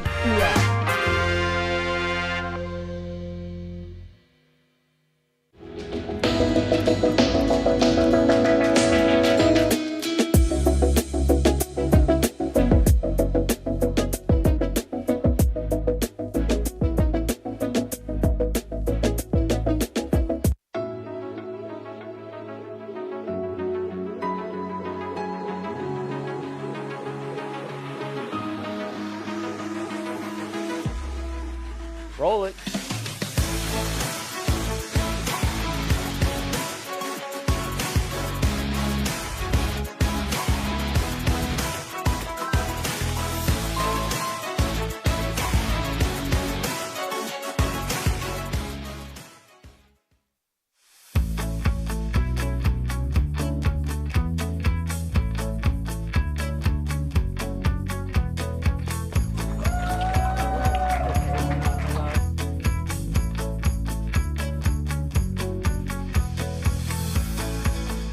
Jill Should told we me it tell was him? Kitty from Glee. Yeah, what is it? It's Al Roker.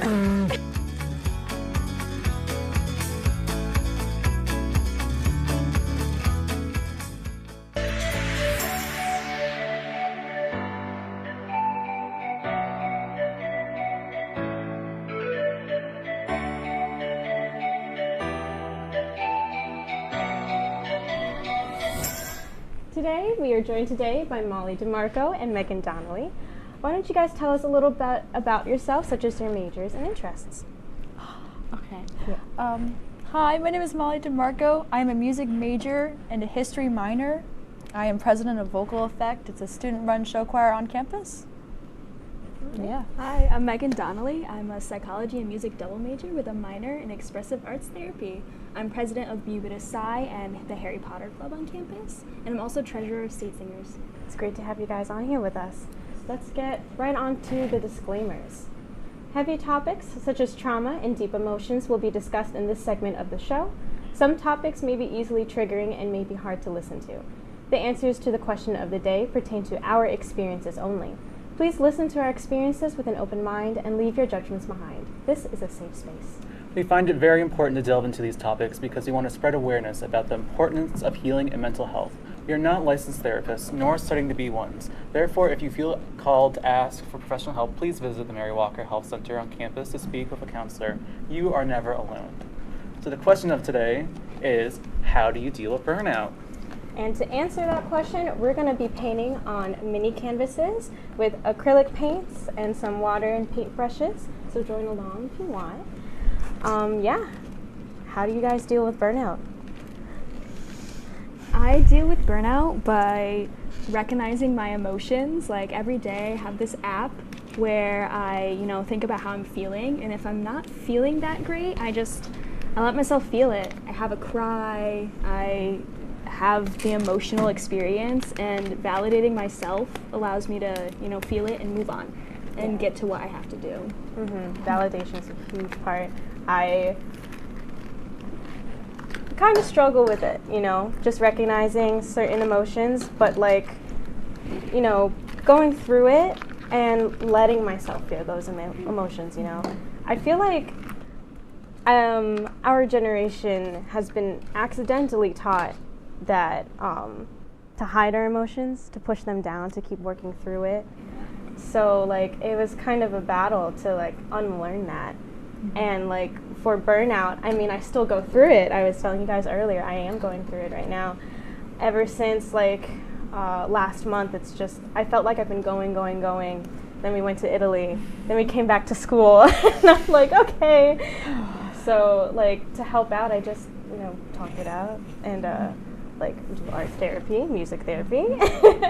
And and just feel it out, kind of ride the wave, Yeah. Megan and I, we were talking about this earlier. One thing that we do is reward ourselves. I reward myself by buying myself a plant because I love plants, but it's also because if my day is going I'm giving a plant life and I'm giving a plant meaning if I feel that I'm not giving anyone meaning at the moment. So it helps me put some positivity into the world if I am feeling a little negative. So I like that a lot. Nick, how about you? For me, I usually, I like playing video games, so usually being surrounded by friends playing games, that's nice for me, a way for me to kind of relax, deal with that burnout, because as I said before, I'm a meteorology major, STEM, it gets hard sometimes, and so being able to have that nice little, network of people that you can talk to, trust, and just have fun with is a nice little balance that I can have. Yeah, and one thing I have to pay attention to is it's good to feel out your feelings, take some time for yourself, but also to make sure that you don't let those emotions overcome you to where you don't do anything, if that makes sense. You could slip into a depression and just not want to leave your room for how many days. Sometimes it's so easy to succumb to that. No, I totally agree. For me, it's, sometimes, especially since we're in dorms, that bed's right next to you, so it's tempting, but, just ride that wave, Yeah. A lot of that has to do with learning how to say no to things, learning what things have to take up your time, and learning when you need to take a step back and be genuinely, I can't do this, and I need help from somebody else to be able to do it. Yeah. Especially student orgs, classes. Yeah. It's a lot of responsibility on top of just social situations and family. You have a lot of priorities, and you're not replaceable in your family, but you're replaceable in certain orgs, Oh, that is a great way of putting it. Yeah. And you as a person, not replaceable in any means, but in terms of position, I always think to myself, if I can't do it right now, that's okay, because someone will be able to help me out, asking for help, which is sometimes I don't want to do. And it's also another thing I'm working on. But like in terms of what you were saying on adding too much on our plate, I feel like a lot of us also do that. I mean, we're all in music groups, so we definitely we have other stuff outside. We all take voice lessons or piano lessons, and we got to balance out all these different things. And that's also the nice thing about it, though, is we're in these groups where we're all sharing the same thing. Like I'm stage singers with Molly and Megan. We're all working towards a common goal, and that helps me keep motivated a bit. Especially seeing the progress over like the semester. For me, when I think about how stressed sometimes my music major makes me, music itself can make me feel better. So when we do sing in vocal effects, and it's a good time for those few hours of rehearsals. I forget about all the work I have to do and all of the because sometimes I don't want to be tested on music. And for vocal effect, we're not testing. And it feels rewarding in a sense because we're the ones that me and Molly, we're both DCs. We teach some music, and it feels rewarding to kind of go in there and like see that our efforts are being recognized and that everyone's having fun. Yeah, especially last year. I always talk about it. We did "You Will Be Found" from Dear Evan Hansen, and everyone, even if they didn't love the song, it was so powerful. I remember that was my first semester in the group. That's definitely one of my favorite songs we've ever done. Yeah. Music definitely helps, like give you an outlet, And I don't usually like sing, but I'll listen to like sad music if I need to. It's like it's so cathartic. I think that's the word. And like it helps you feel seen in your emotions. Like someone else has experienced this as well, and you're not alone. And like it sometimes like the world is so big, you feel so alone. If that makes sense. And like I forget who mentioned it. In our Italy class, someone. I remember. Someone said that it made her feel really small, right? All the places we went to. Oh, they were huge though. Yeah, the stores. Oh yeah, big doors. And even though like the places in Italy were very narrow, it was the Pantheon was huge, and it just reminded me how small we can be, and how insignificant our actions can be, and like that could be twisted into a negative way, but in a positive way. It just shows like, that a bit embarrassing moment that you keep thinking about 2 weeks ago doesn't matter. Yeah, that's a very good strategy for moving on from mistakes. Like the mistakes you make, they make you a better person. You don't have to dwell on them. I remember on the plane, on the way there, and I get like this every time I go on planes, and I just think, wow, the world is so huge. And I think of it as if I make a difference, even in SUNY Oswego, like that we're part of like the whole world. I just feel so helpful, and I really appreciate what I can bring, what I can put out to the universe. Yeah, you can be significant to someone. Yeah, and I'm like, oh my gosh, it's the world, and I'm in it. Oh, that was great. So we're out of time for Real Talk, unfortunately. So let's go on to our song of the week. So first off, my song of the week, it's by NMIX. It's called Love Me Like This. It's the song that just came out. I love it so much. The album itself is so good. Yeah. My song of the week is called... I forgot to write in the script. My song of the week is Like a Movie by Labyrinth. And Molly? My song of the week is called Building a Ladder by Hiatus Coyote. I'm gonna hope that I said that right. I'm working on it right now. So. And my song of the week is The Tango of Roxanne from the Moulin Rouge movie, specifically the Ewan McGregor version. Nice. All right, so coming up, we're gonna guess that song. Let's go. I have.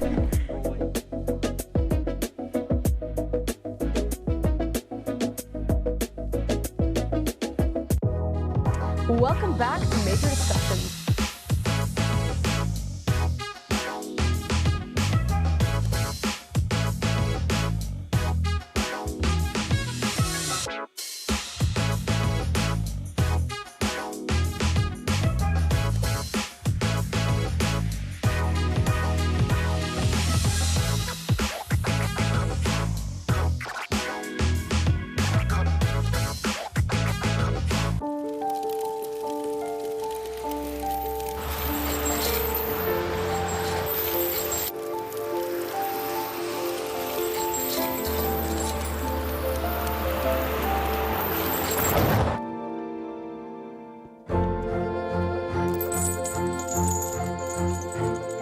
Did you know dragging chains can spark a wildfire? Only you can prevent wildfires. When I was in foster care, I never knew when I would have to move, so I always had my suitcase ready to go. Then one day, I was adopted. My new parents opened their hearts and home to me. My parents cook my favorite breakfast for me every morning. My parents take me on trips I never thought I would go on. They gave me a home and an even better reason to use that suitcase. My parents aren't perfect, but they're perfect for me. Hey there, I'm Al Roker, class of 76. Yes, way back in 76. Back when the earth was cooling. You're watching WTOP.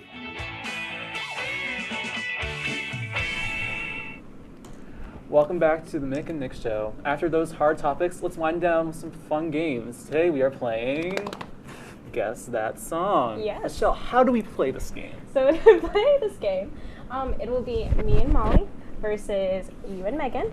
We will take turns showing the other team a song lyric we picked out, and you guys will just have to guess a song. The theme is Disney songs.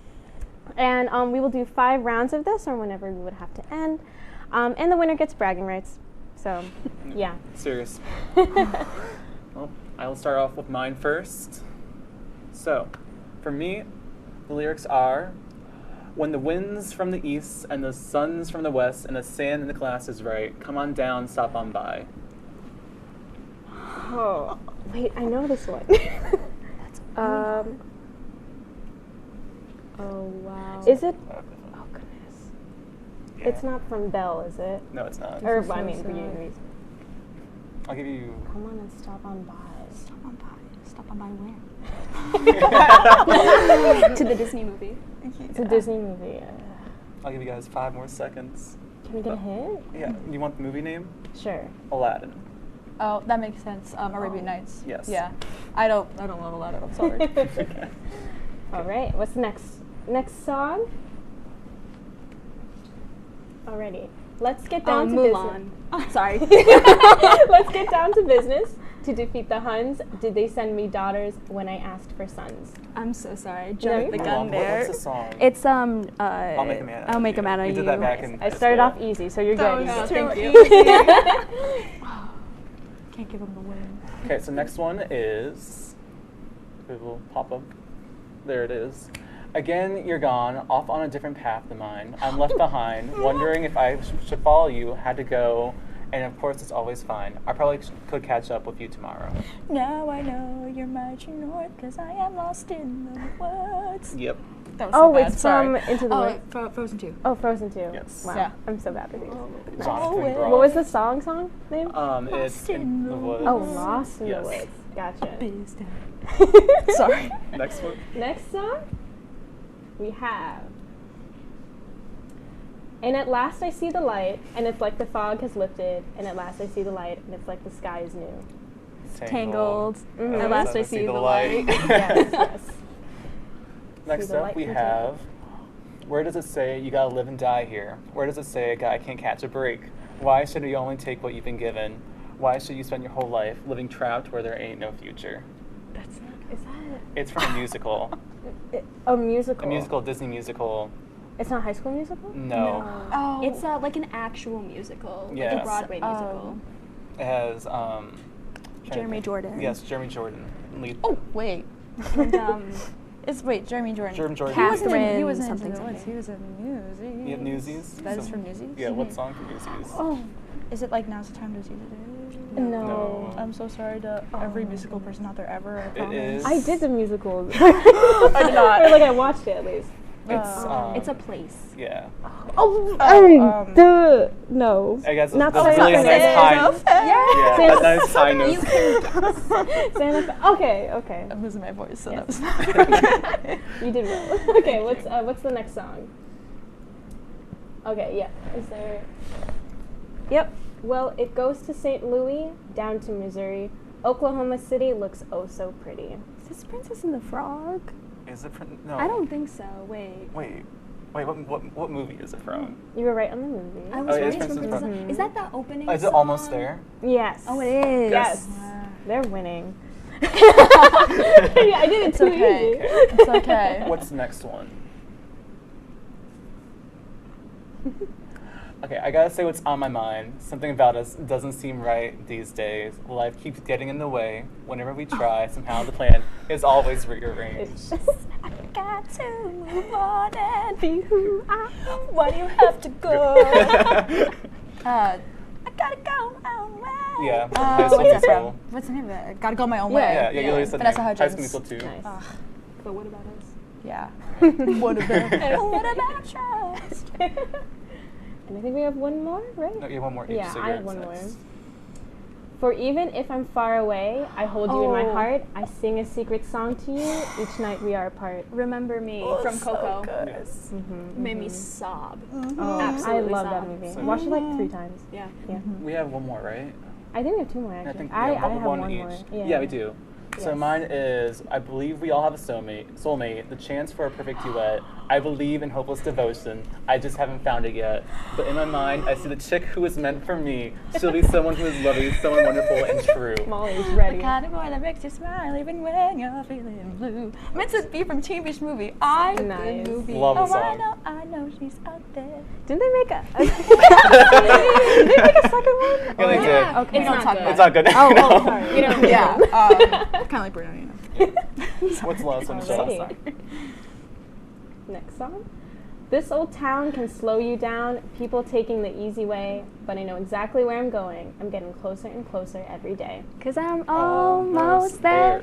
Yeah. Yes. From Princess and the Frog. Yes. Yes. Way too easy ones. I feel like, did we repeat one? I think we might have. Well, no, because No. the last song was The Oklahoma City one. Yeah, Was but it- wasn't the Oklahoma No, City yeah, one the- from the opening song of Princess and the Frog? I don't No. Wait, can you guys bring up that graphic again? The I one know after that. the Oklahoma City one. I think it was Oh, yeah, what was I the think song? it don't was think not it's Down in almost New there. Orleans. It was the other one. So then Really? we're Down in New Orleans? No, it was Route Route 66 66 for for cars. cars. I'm surprised you didn't know. Yeah, I was like, wait a minute. I gave you guys a hint for the future, but yes. It's okay. I don't know the backing score from Cars. No. We Other than technically Life get the is a point since Highway. you told us we were right. Yeah, you know, so basically, That's fine. You guys are still winning. Yeah. Thank you. So It's okay. I guess that's all. We're the winners. Bragging Megan? rights. Bragging rights. Let's Hell go. yeah. It's fine. It's fine. It's okay. Yeah. We went to Italy. Yeah, we did. What'd you guys do over spring break? I went to NESC, but that was Love a fun it. time. I stayed here in Oswego, I did homework, and I slept, and I ate a quesadilla. Love it. Yes. Well, that's all we have for today, folks. If you need any help, feel free to call the number for counseling services at Mary Walker. And tune in next time to the Mick and Nick Show. Welcome to episode 2 of Stick to Sports. I'm Brian Burrows. And I'm Ben Diamond. Today we will take a look at Caitlin Clark in college basketball, the NBA, and the NHL. Roll it!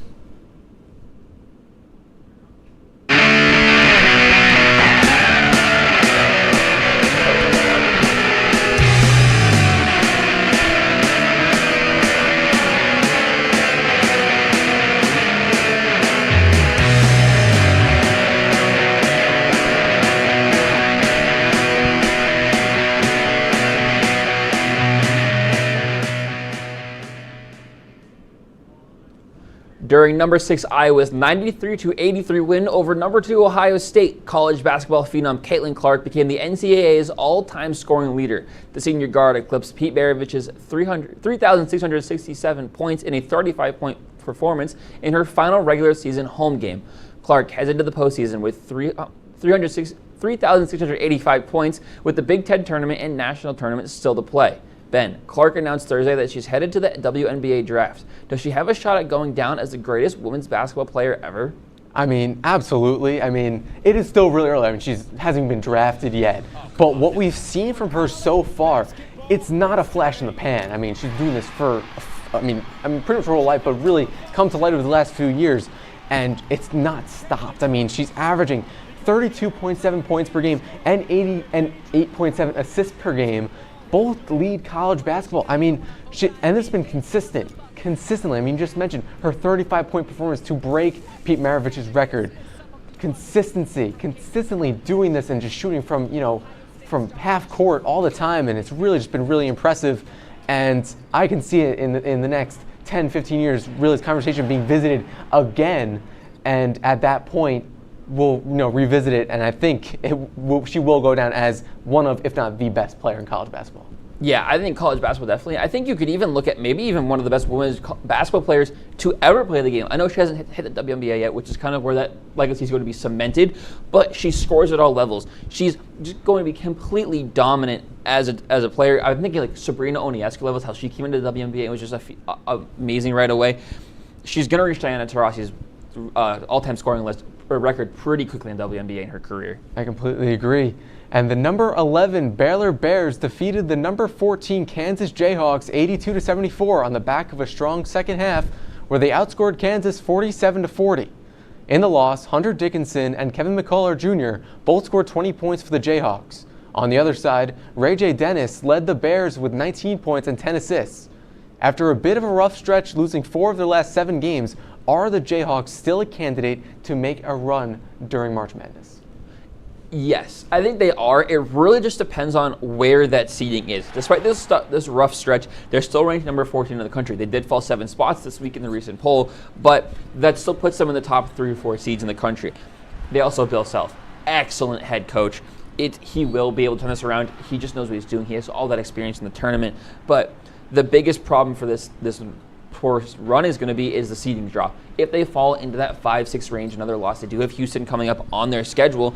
It's going to be a lot tougher opponents earlier in this tournament. A 3 or 4 seed, even a 2 seed, if they can kind of turn things around, beat Houston, will be huge for their seeding. And I think that's really where this run's going to come in. If they're a really high seed, they'll get that run. If it's a low seed, you may see a fresh second round exit. Yeah, I completely agree. I mean, this final game against Houston is probably going to be a real telltale sign of how their March Madness is going to go. Because, of course, they're going to get the bid. They're going to make it to the tournament. That's a foregone conclusion. But how much success they have against good teams is going to be really important. And, of course, you said this Houston game, the last game of the regular season, super important. And then anything can happen in March. So, although they've been struggling, they could absolutely just turn and flip the script in a heartbeat, and all of a sudden they're back to where they were preseason and as that top team heading into March Madness and into the rest of the tournament. The Creighton Blue Jays hosted the Marquette Golden Flyers Saturday night in a battle of two top 15 teams. Both Big East squads are fighting for top 3 seeds in the NCAA tournament, with Marquette coming in ranked number 5 in the country, while the Blue Jays were number 12. The Blue Jays were led by Big East Player of the Year candidate Baylor Shireman's 26 points and 16 rebounds in their 89-75 win. Though Creighton still sit 3rd in the conference, they are now ranked 10th in the NCAA. Ben, where do you see the Blue Jays getting seeded in March Madness, and are they in for a deep run? You know, I think Creighton's a really interesting team. Usually they're sitting around that 7 or 8 seed come March time, but they've had some statement wins recently. I mean, so they could move up to that 5 or 6, maybe even higher, around 4 or 3 in the seedings once Selection Sunday comes around. Depends on their final game. They have Villanova still to come in the regular season, and then the conference championships coming up right after that. If they can continue to, their strong form of play, they certainly could be one of those higher seeds during the tournament. But they have a chance to hop over Marquette in the Big East, and that could also be a big factor in how the seedings play out. No, I agree with you. The Big East tournament is going to be very telling. This is a very stacked, very deep conference. They're going to probably get Providence, St. John's in that quarterfinal game. It's going to be, that alone could get them a top 4 seed. A loss, though, could very easily see them drop back into their kind of normal 7-8 spot. A semifinals appearance for them, though, would be huge for that resume. Absolutely. The number 4 Tennessee Volunteers topped the number 14 Alabama Crimson Tide 81-74 on Saturday. Tennessee was led by Zakai Ziegler, who scored 18 points in the victory. On the other end, Mark Sears put up 22 points in a losing effort. Tennessee's defense stepped up, forcing 12 turnovers compared to the 6 of their own. Is there anyone that can stop Tennessee on their quest for a national championship, Brian? Look, Tennessee's a really good team. They're the top team in the SEC, which is a really good basketball conference. But my biggest concern for them is that they're led by Dalton Knecht, who does not have any NCAA appearances to his belt coming in as a transfer. They're looking at a top 2 seed in this tournament. A good run in the SEC championship will pretty much cement that. There's one seed left. They could even be that team.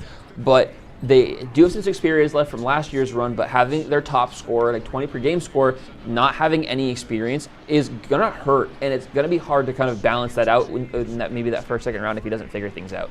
Yeah, it'll be really interesting to see how this Tennessee team, figures it out, especially, they've played a lot of ranked teams throughout this season, but early in the season, they did lose 3 in a row to some of the top teams, Kansas, Purdue, UNC.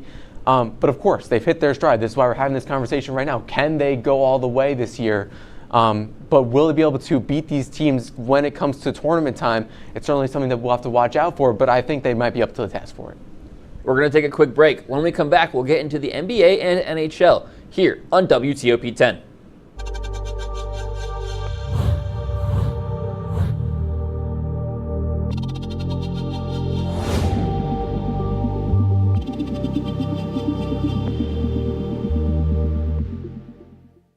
Say, President Stanley, whenever there's bad weather, who would you turn to? I'd turn to Storm Team 10. No, but you've got to say it like this. Storm Team 10. Say it with me. Storm Team 10.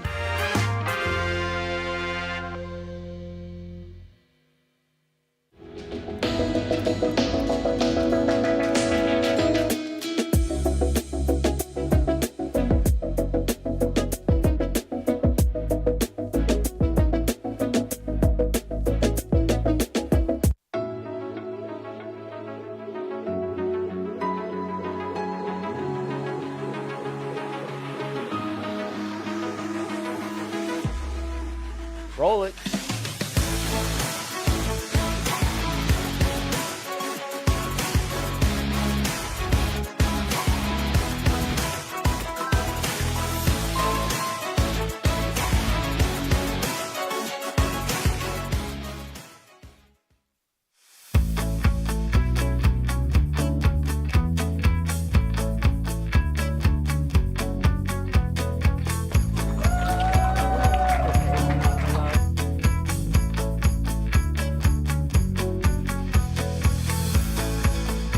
Jill told me it was Kitty from Glee. Yeah, what is it? Al Roker.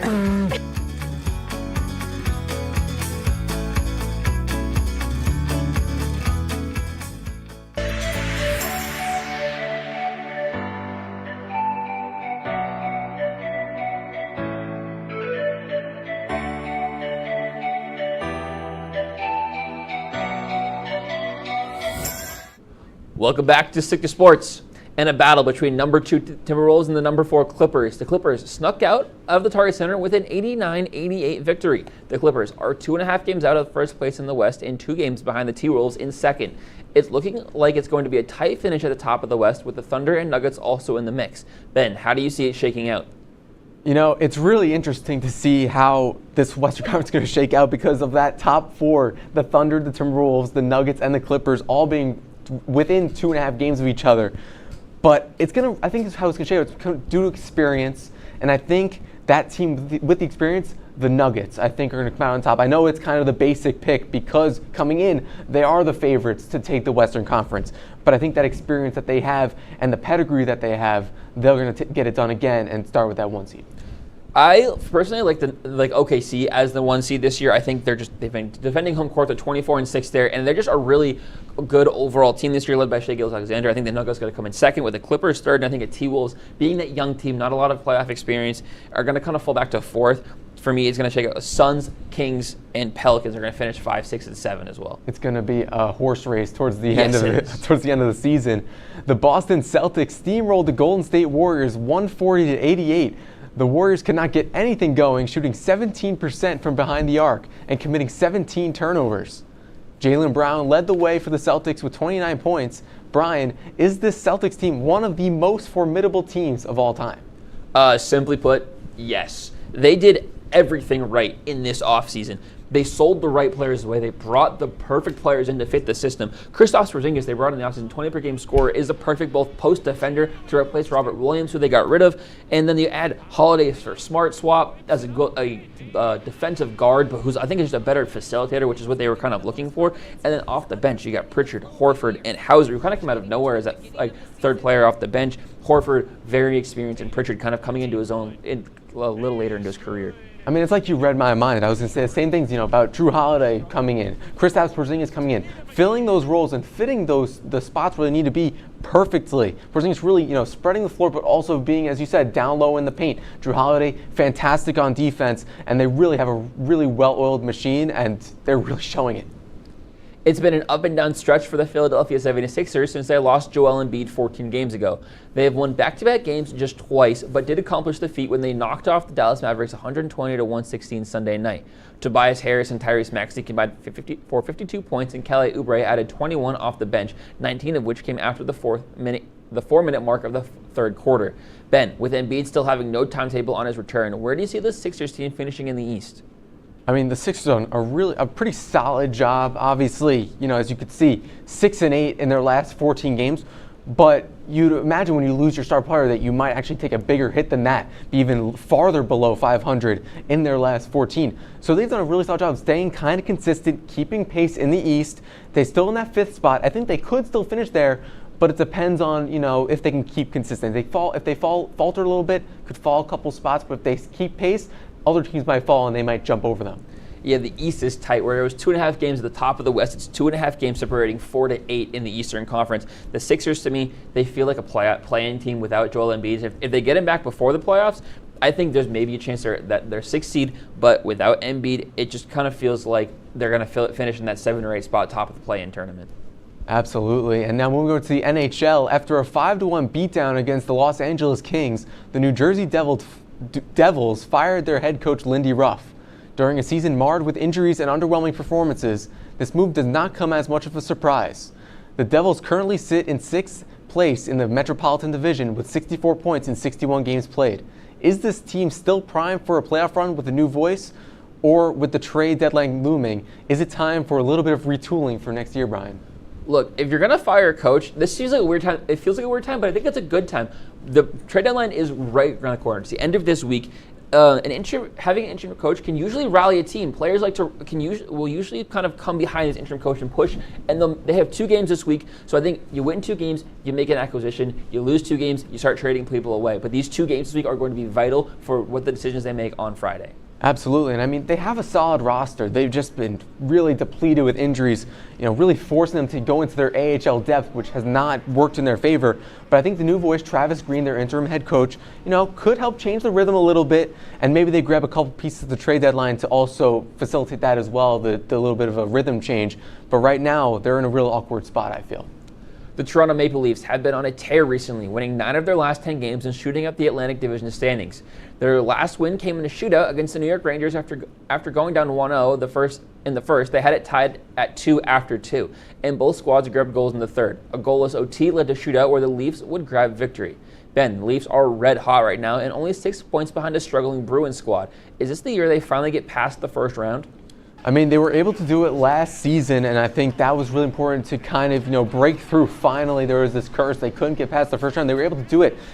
They got a little taste of it. Now they're trying to surpass it. And with this, hot stretch where they've been playing really good hockey, they certainly look like they can do it again. And I mean, you got Austin Matthews. You have all the talent in the world right there on your roster. He's still only 26 years old and doing things he's done. It feels like he's doing it forever. But in some games, he could be the offense for this Maple Leafs team, and I think that might be, that could be important because he can carry games, but I think they have the supporting cast around him in order to win games, when he might not have a step. Yeah, the top 3 of Nylander, Matthews, and Marner have been absolutely great for them, but also the additions of Max Domi and Bertuzzi. The veteran depth coming in has just been very good for this push, and it's going to be very good, helpful in the playoffs. It has been an up and down season for the New York Islanders. However, against the Boston Bruins, they came out firing. More specifically, Kyle Palmieri, who scored a hat trick in the first period. And the Islanders were able to keep that lead, extending it to 5-1 in the victory. Now in the midst of a 3-game winning streak, can the Islanders still win a wildcard spot with about a month left to go?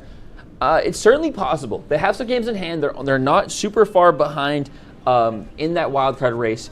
But they're probably going to need an acquisition, which, looking kind of around the rumors pages and stuff, they're not really rumored to get any major people, which I think they might need. They're going to need that boost. Sometimes an actual deadline, it just kind of shows the team that the front office is into them and that kind of boosts them around that. It's going to be hard to pass the Lightning. The Red Wings seem a more feasible team to jump over, but a three-game win streak is good to build on. Yeah, it is. And I mean, they can't sit at the deadline. They got to try and get some acquisitions, but they cannot trade away another first-round pick like they have over the last few years. So they're in a really weird spot as well. I feel like they can do something, but they also can't. We're going to take a quick break, and when we come back, Brian will be joined by one of our producers, Alex Brooks, here on WTOP-10.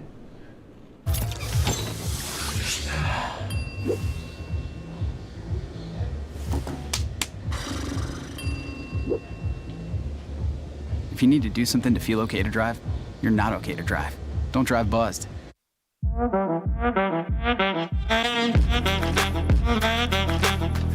Shine on that black. Look at the bling. Look at do we got a diamond tester on? Yeah, that's getting bad. Yep. 10 out of 10 recommend on Yelp.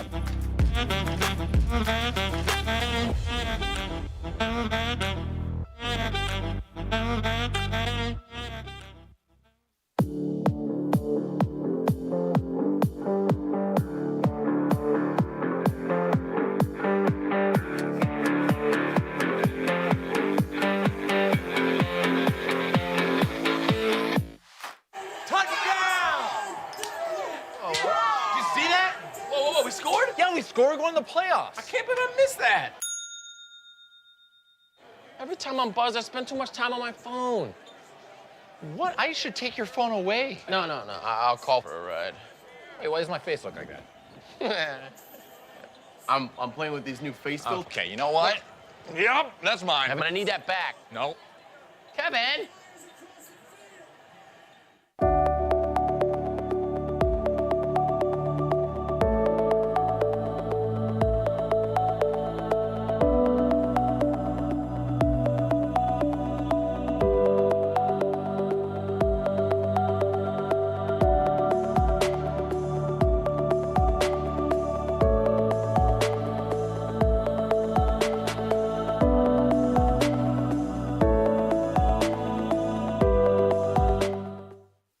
Welcome back to Stick to Sports. Joining me now is Alex Brooks, one of our producers. Alex, what do you got for us? Thanks, Brian. We start the fast break with some long-awaited news out of Philadelphia's future Hall of Fame center Jason Kelce is officially hanging up the cleats after a 13-year career. The six-time All-Pro currently holds multiple records with the Eagles and is eligible for the Hall of Fame in 2029. Brian, with Kelce retiring from the NFL today, how much will his impact be missed for the Eagles next season? Look, it is going to be very hard to replace Kelce. It's just really an amazing player, an amazing leader in their locker room, but also this team likes to run the ball a lot. And Jason Kelce has been a catalyst for that running game. Everybody's seen the highlights of him just getting out into space, leading the running game. So losing him is going to be very, very hard to replace a guy who plays like that and fits the system just so perfectly. Yeah, he really fits the system, and his leadership is really unmatched. It's going to be a very big void for someone to fill. I mean, you can't really fill those shoes of Jason Kelce.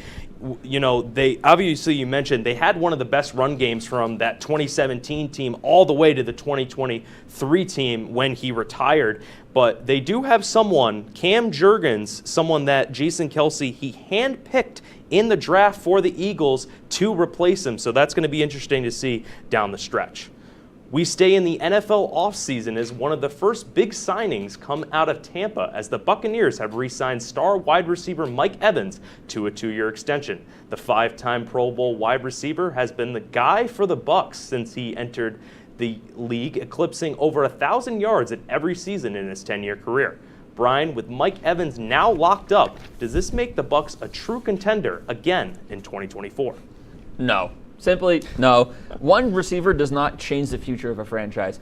Adding a receiver can be huge. Bringing a guy back like this is going to be good for the franchise, good for morale, but one guy does not change the fate of the franchise. They have a couple big free agents this year. You're looking at Devin White, Levante David, Antoine Winfield, and Baker Mayfield. One of them's going to get the franchise tag, but there's some big guys they're going to lose, especially on the defensive end. I don't see them getting all of those guys back. They're a good team, but the NFC South was close last year. There's going to be some shakeups. The Saints kind of go up and down. The Falcons with the new regime are could potentially be better for them. But one receiver, bringing Mike Evans back, good for the team, not going to change a lot. Yeah, I mean, it's gonna rely on if Baker can be resigned for the Tampa Bay Buccaneers, because Mike Evans said if Baker is not back in town, then I don't really want to play for another quarterback. So, I mean, it's going to be on him. And the only thing I'll say about the Bucs is why they could be a true contender is that Mike Evans, he provides, as we were saying with Jason Kelce, he provides that leadership, he provides that good morale guy, and I feel like he can be that guy who can lead that team and be a good example. Let's move from the gridiron and talk some March Madness, as the Syracuse Orange had made some noise in the ACC. Tournament, winning 6 out of their last 8 games. The team is on a 4-game winning streak and led by Judah Mintz and J.J. Starling in Adrian Autry's first year as the head coach. Brian, with the Orange being red hot down the stretch of the season, will our close neighbors in the Salt City make an appearance in the NCAA tournament? I'm not 100% sure they will. It's been a great run, but the total resume for them this season is just okay. They're 2-7 against quad 1 teams, 4-2 versus quad 2 teams. They have an okay strength of schedule, but it hasn't been great. The ACC, not the best conference this year. 10 total losses, including some lower seeded teams and some bubble teams, is going to really hurt their options. They're going to need a really big ACC tournament run, potentially to the final, if they're really going to make a difference in their chances into the tournament. Yeah, I mean, we got to look at the implication. I mean, they need this win against Clemson. Absolutely. There's no doubt. If they are not able to win against Clemson, it's going to be them having to go undefeated in the ACC tournament and winning the ACC tournament to even get a bid into the NCAA tournament. But I feel like against this Clemson team, you know, their history for Syracuse is when they go into the tournament, they're not historically just a one-and-done team. They can make some noise getting into the Sweet 16 in 2021. So we'll have to see if they can beat Clemson and make some noise here. We're going to take a quick break here on Chick to Sports. Thanks once again to Alex for the fast break. When we come back, Ben, Alex, and I will head into extra innings. Don't go anywhere. You're watching Chick to Sports on WTOP-10.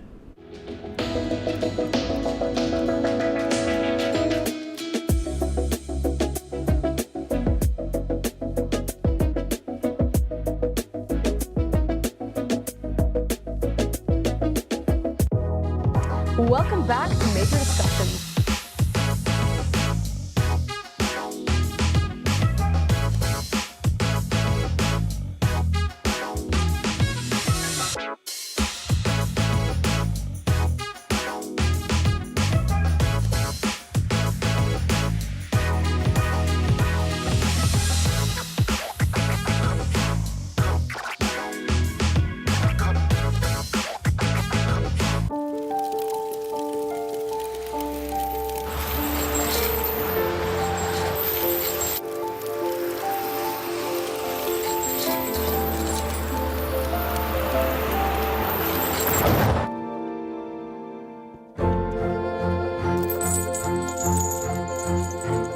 Did you know dragging chains can spark a wildfire? Only you can prevent wildfires. When I was in foster care, I never knew when I would have to move. So I always had my suitcase ready to go. Then one day I was adopted. My new parents opened their hearts and home to me. My parents cook my favorite breakfast for me every morning. My parents take me on trips I never thought I would go on. They gave me a home and an even better reason to use that suitcase. My parents aren't perfect, but they're perfect for me. Hey there, I'm Al Roker, class of 76. Yes, way back in 76. Back when the earth was cooling. You're watching WTOP.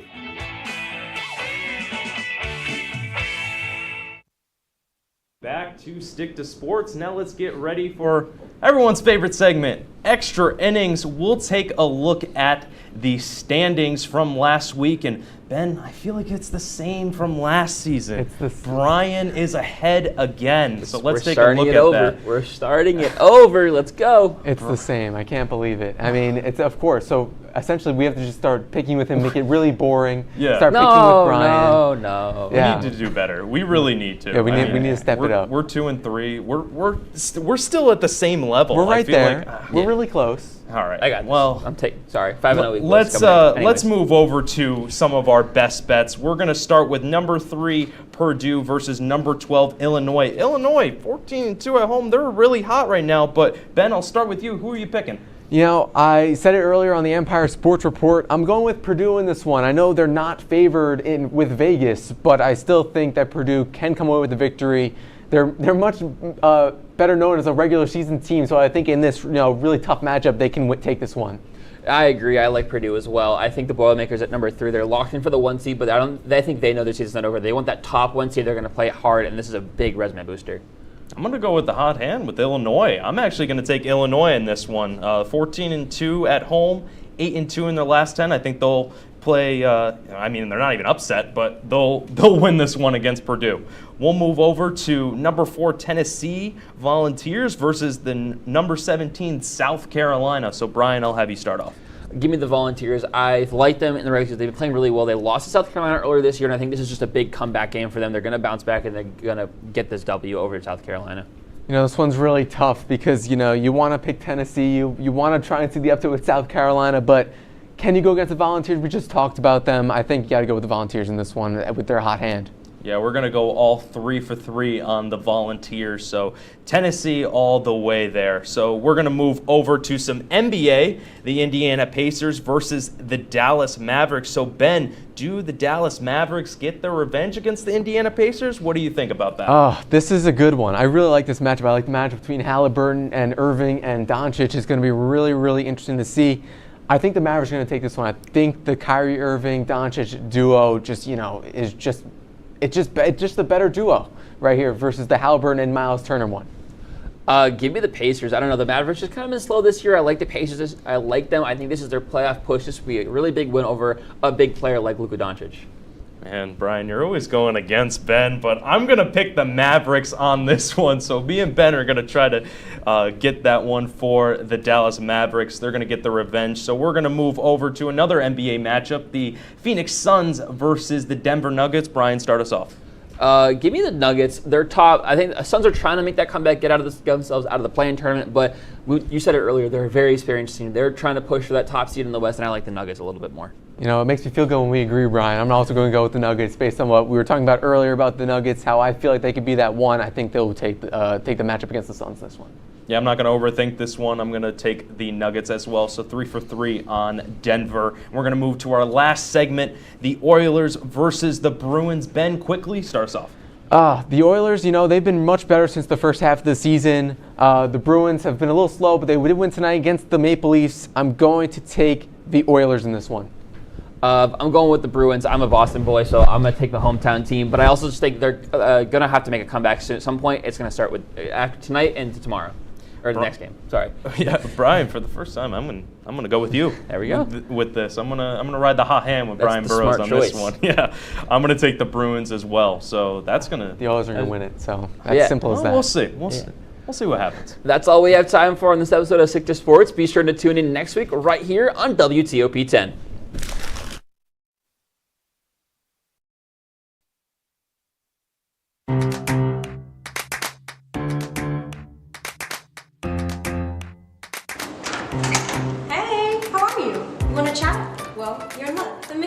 About to start. Oh, Nick! The Mick and Nick show is starting. Oh, wait, let's go then. Let's go.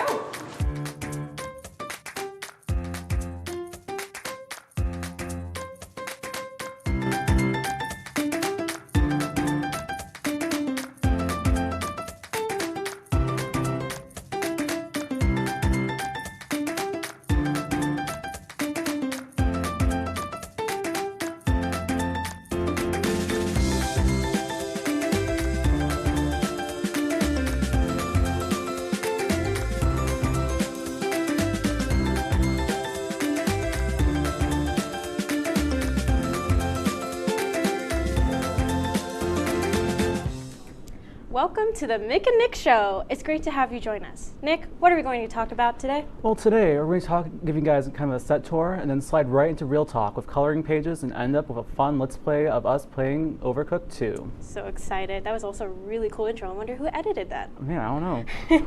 So let's start with our set tour. All right. So